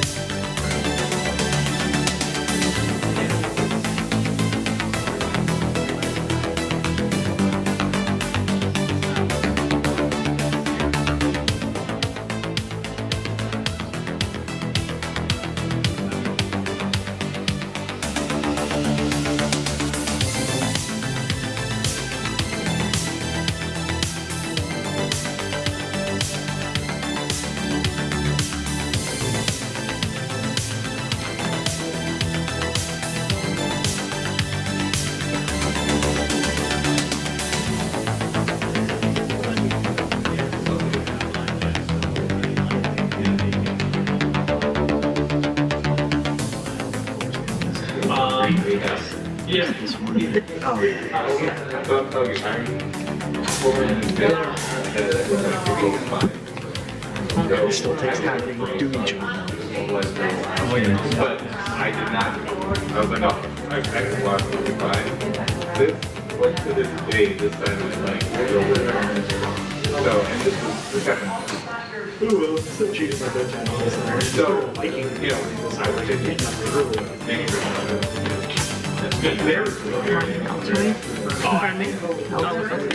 Let's get this. Yeah, let's get this show back in the road. All right. Yeah. Call back to order here. Yep. All right, Mr. Murphy, whenever you are ready on case number 24-06-20, 1719 West Houstania Avenue. The street, which is north of 12 Mile. Lots 50 feet wide by about 136 feet deep and contains 6,817 square feet of lot area. A building permit was issued a few days ago to modify the house and to construct rear yard additions, which include a second-story roof structure over a portion of the patio. It's important to note that that second-story roof structure, and there's an excellent rendering of it in the packet, it does not contain living space. It only acts as a roof line over, again, a portion of the patio. In fact, the petitioner had some footing inspections for the addition 2 days ago. The petitioner is in front of the board seeking a variance to further extend that second-story roof line over the entirety of the rear patio. So that increases the lot coverage beyond the maximum allowable 30%, and they're seeking a variance from that so that they can build again the coverage portion of along the rear of the house across the entirety of the patio. As a point of reference, prior to the building additions to the house, construction of the additions, the total lot coverage was about 25%. And I will point out that we did receive one written correspondence with regard to this request. All right, is there any questions for Mr. Murphy? All right, seeing none, the petitioner may come forward and present your case. Hello, I'm Robin Ballou with Ballou Designs, the architect on the project, representing Shadewire, the homeowner of the project. Yeah, when we started the job, we originally wanted to cover the entire patio was the intent of the design, and we discovered through working with the planner that is over the lot coverage. So we scaled it back, but we still had the desire to cover that. We feel that the lot size is, like he said, 6,800 and change square feet. As you know, your ordinance allows, if you're under 6,000 square feet, you can cover 35% of your lot. If you're over 6,000 square feet, you can only cover 30% of the lot. So if our lot was 800 square feet smaller, we wouldn't need a variance for this, because we're in that threshold between 6,000 and 7,000 square feet, where you're actually penalized under the ordinance for the size of your lot based on the square footage. At 7,000 square feet, you can cover the 2,100 square feet, or what was the total? 2040, I think is the number, 2,100. If you cover the 30% at 6,000 square feet, and or 35% at 6,000 square feet, you have to get all the way to 7,000 square feet to be able to cover the same amount of your lot. So we're kind of in that compromised space in the ordinance where if the lot was smaller, we'd be able to cover more of the property. So it's a difficulty just based on the fact that the ordinance has that weird gray area between 6,000 and 7,000 square feet. Handful of lots in the neighborhood have that same problem that would exist. So we're just requesting a small, we're not trying to get up to 35 square feet, it's just a small amount to try and cover an existing patio to really benefit how the house is used, ownership, safety. We don't have to have umbrellas or pergolas that are temporary structures trying to, block the sun on the south side of the house, so the kids can play out there in the summer and you can, enjoyment of the home. So we think it's a reasonable middle ground that we're trying to reach between, saying, oh, let's do a, 3,800 square foot mansion on a tiny property. We just want to do something that's completely reasonable. And it aligns with the intent, I think, of the zoning ordinance, which is to try and have that sliding scale of as the lot gets bigger, we're shrinking the size of the percentage we're allowing you to build on the lot. We're just in that weird area where we get penalized for that. So we're just requesting that small, 180 square foot adjustment for the coverage. Questions for the petitioner? Mr. Klatt, and over to... Did you reach out to the neighbors, at least the two that are flanking you? Any questions or concerns? Are they the only ones that'll be impacted by this? It's not visible from the road or anything like that? Yeah, we have a good relationship with the neighbor next door. It's actually a shared driveway property. Okay. So we have one of those conditions where you better be friendly, Yeah. Sure, of course.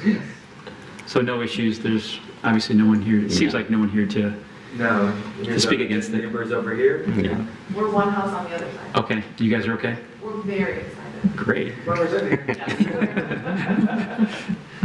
I didn't see who was first over here on this side raising their hand.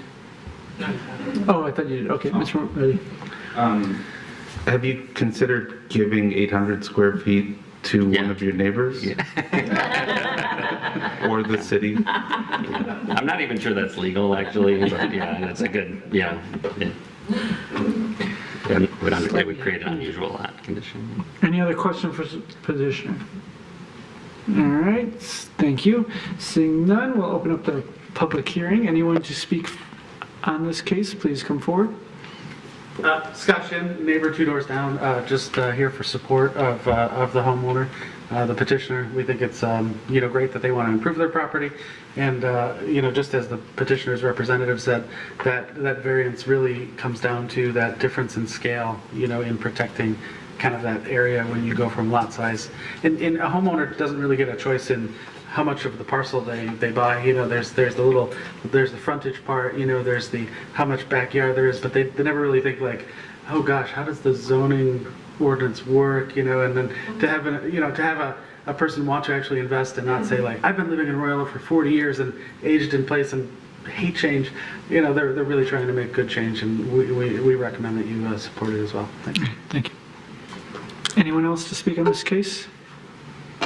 Going once, going twice. All right, we're closed.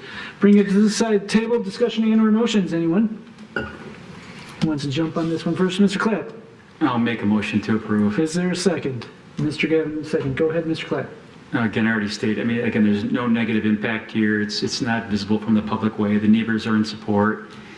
You already stated some of the practical difficulties associated with the property and that unique condition.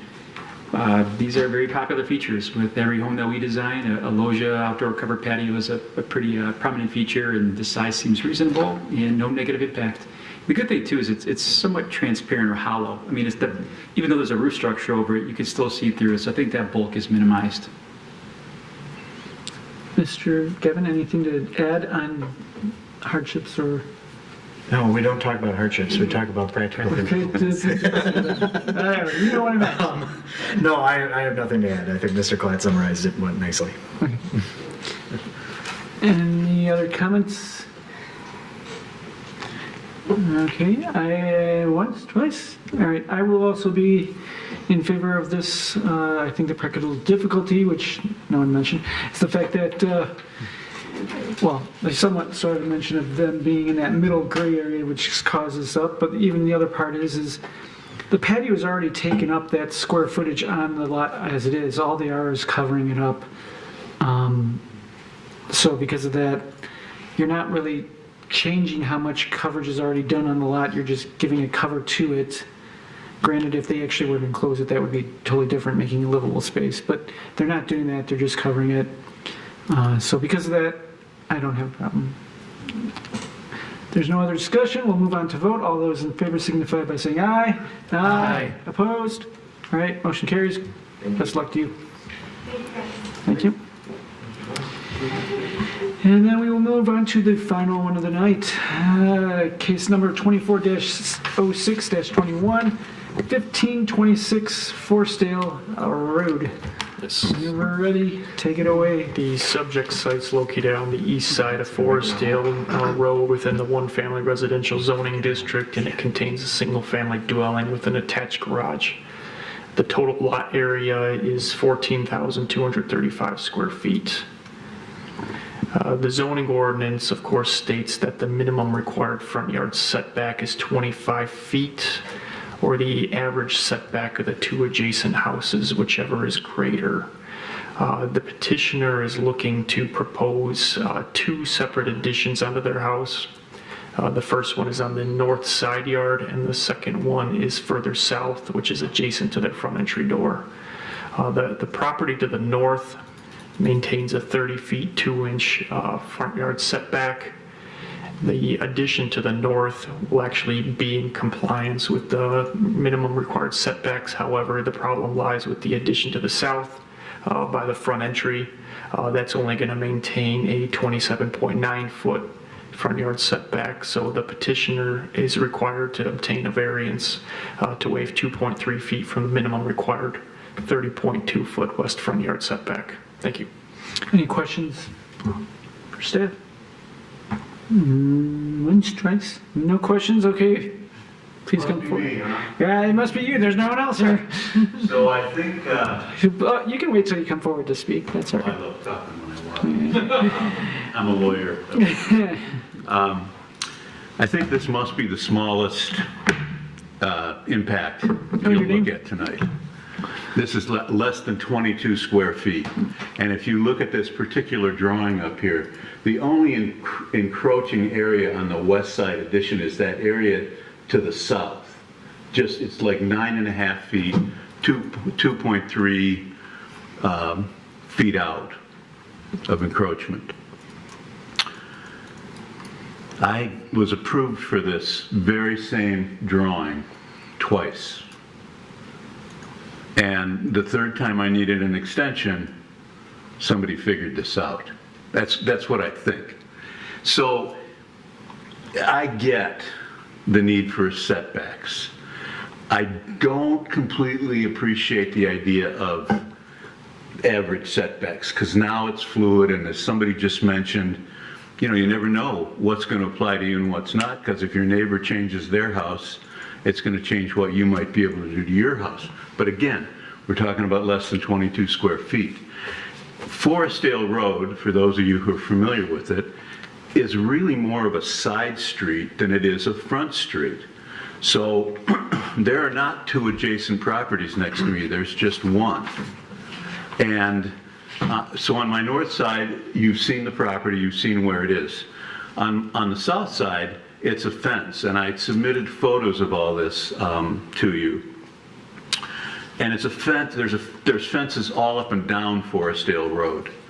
There's one other house between Mayfield and Cedar Hill that fronts on it's this one right here, this house fronts on Forestdale, and its front door is 21 feet from the sidewalk. Now, I don't know the whole history, the owner didn't even know the whole history, but there was never a variance applied for when they built this. And the structure that was there before only had a single car garage, and this now has two, plus a lot of square footage above the garage. So, practical difficulties. Can you show me in the report of the planning department, page 12 of 21?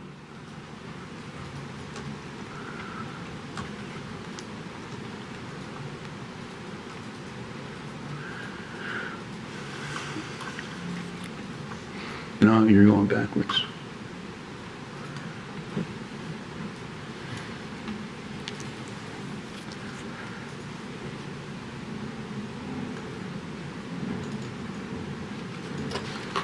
So it's down in the area where the plans are.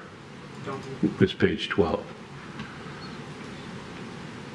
My page numbers are different. What's that? My page numbers are different from yours. Oh, okay. Well, if you can go down past the pictures, and then we get into the plans, and I think it's about the 4th or 5th page in the plans. And it shows the actual to be constructed. There we go. So on this drawing, you can see that where that encroachment is, it's about 2/3 of that area that comes out. It is behind the front of the garage, which is at 25 feet. So my neighbor to the north doesn't see anything different as a result of this encroachment. There are no neighbors to the south.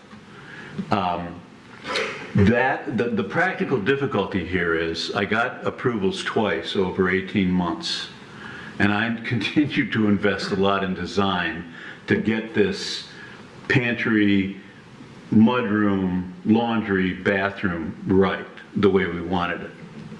I would have never invested all that money had I known right away that I wasn't going to get that extra square footage.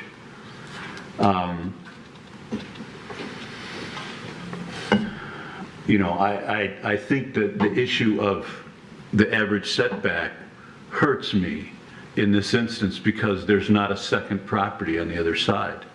I think if I were to offer advice to those who do this, if you're going through a master plan, that kind of language needs to be evaluated because not a lot of cities have that metric for front setbacks. And so all I'm asking for is 22 square feet. That's all I'm asking for. Any questions for the petitioner? No? All right, thank you very much, sir.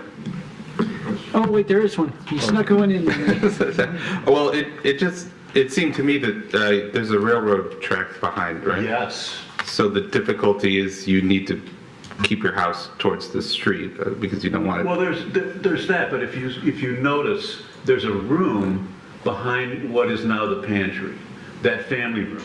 In order to accommodate all this, I would have to go into that family room, and it's it's not a great big room, but it's a step down. It's a lot of extra expense to do that. Okay. Any other questions? All right. Well, are you sure? Once, twice. All right. Thank you, sir. We'll ask if there's anyone here in the room for public comment want to speak on this. Once, twice. All right. We'll close public comment this side of the table. Motion and/or discussion. Mr. Gavin, your hand was up first. Move to approve the variance as requested. And Mr. Klatt seconds. Go ahead, Mr. Gavin. I think this one's a no-brainer. It's just looking at it, it's fine. He's not even going as far forward as his garage. I know it's measured from living space, but it's not going to impact anybody. I think it's minimal. So The practical difficulty is, I think he's right, is the setback. It's actually keeping it flush. I know the bump out on the bathroom is a little bit, but it's still behind the garage. From the street, it's going to look great. I think this is fine. So I have no problem with this. Mr. Clay. Not much more to add. I mean, this is a true irregular lot. Yeah. You didn't place the house on the lot. How do you extend back? You're going to run into other setback issues. And from an optics standpoint, you're not extending past the garage. So, like you said, it seems like a no-brainer. This is an easy one. So, Any other looks great. comments? Once, twice? I too shall go along with this approving this variance for all the comments that have been stated. It's pretty open and shut case in my opinion. For practical difficulty. If there's no other comments, we'll move to vote. All those in favor signify by saying aye. Aye. Opposed? All right. Congratulations. Motion passes. Thank you. Good luck. Thank you for sticking it out. Yeah. That's just the process question. Okay. That's all. Other business. I don't believe there is any other business unless we want to comment on our new format of the agenda, if any. We hate it. We hate it. Okay, all those in favor? Wait. Wait. All those who actually like the new agenda and want to keep it, please raise your hand right now. Any of those who want it to go back the other way and would very much like the city manager to switch it, please raise your hand now. Do we get a say? And raise it. No, but this All those who don't have a horse in the race. yeah, but in the comments why we want to switch back, who felt theirs went sluggish and actually froze and or crashed, please raise your hand. Yeah, it crashed a bunch. Yes. So, although it might be acceptable for other boards, preferably this board with the amount of images and stuff, it bogs it down and hopefully comments get pushed back. The images and the architectural drawings. Time, yeah. Yeah, it So- freezes my computer a little bit. Hearing 11, the mouse. Yeah. Okay. That's it for that. I don't think there's any other. I was gonna say, but even on my home computer, I had to download it twice to have it on 2 different. I couldn't even get, it just said, stop, go away, try again later. I mean, and it kept saying that, so I was, I hope that staff can let the city manager or whoever does this know. okay, turn me off. It does crash on phones. Yes, definitely crashes. Yeah, it wouldn't do anything. Okay. Moving on to general public comment. Anyone here to speak? General public comment? Once, twice, 3 times? All right. Since he is the new person, Mr. Lineweber, I'd like to make the motion for adjournment. You're gonna have to coach me here, folks. Just say I move to I adjourn. move to adjourn. Is there a second? Mr. Reddy with the second. All those in favor signify by saying aye. Aye. Opposed? All right. Motion carries. We're done. Thank you.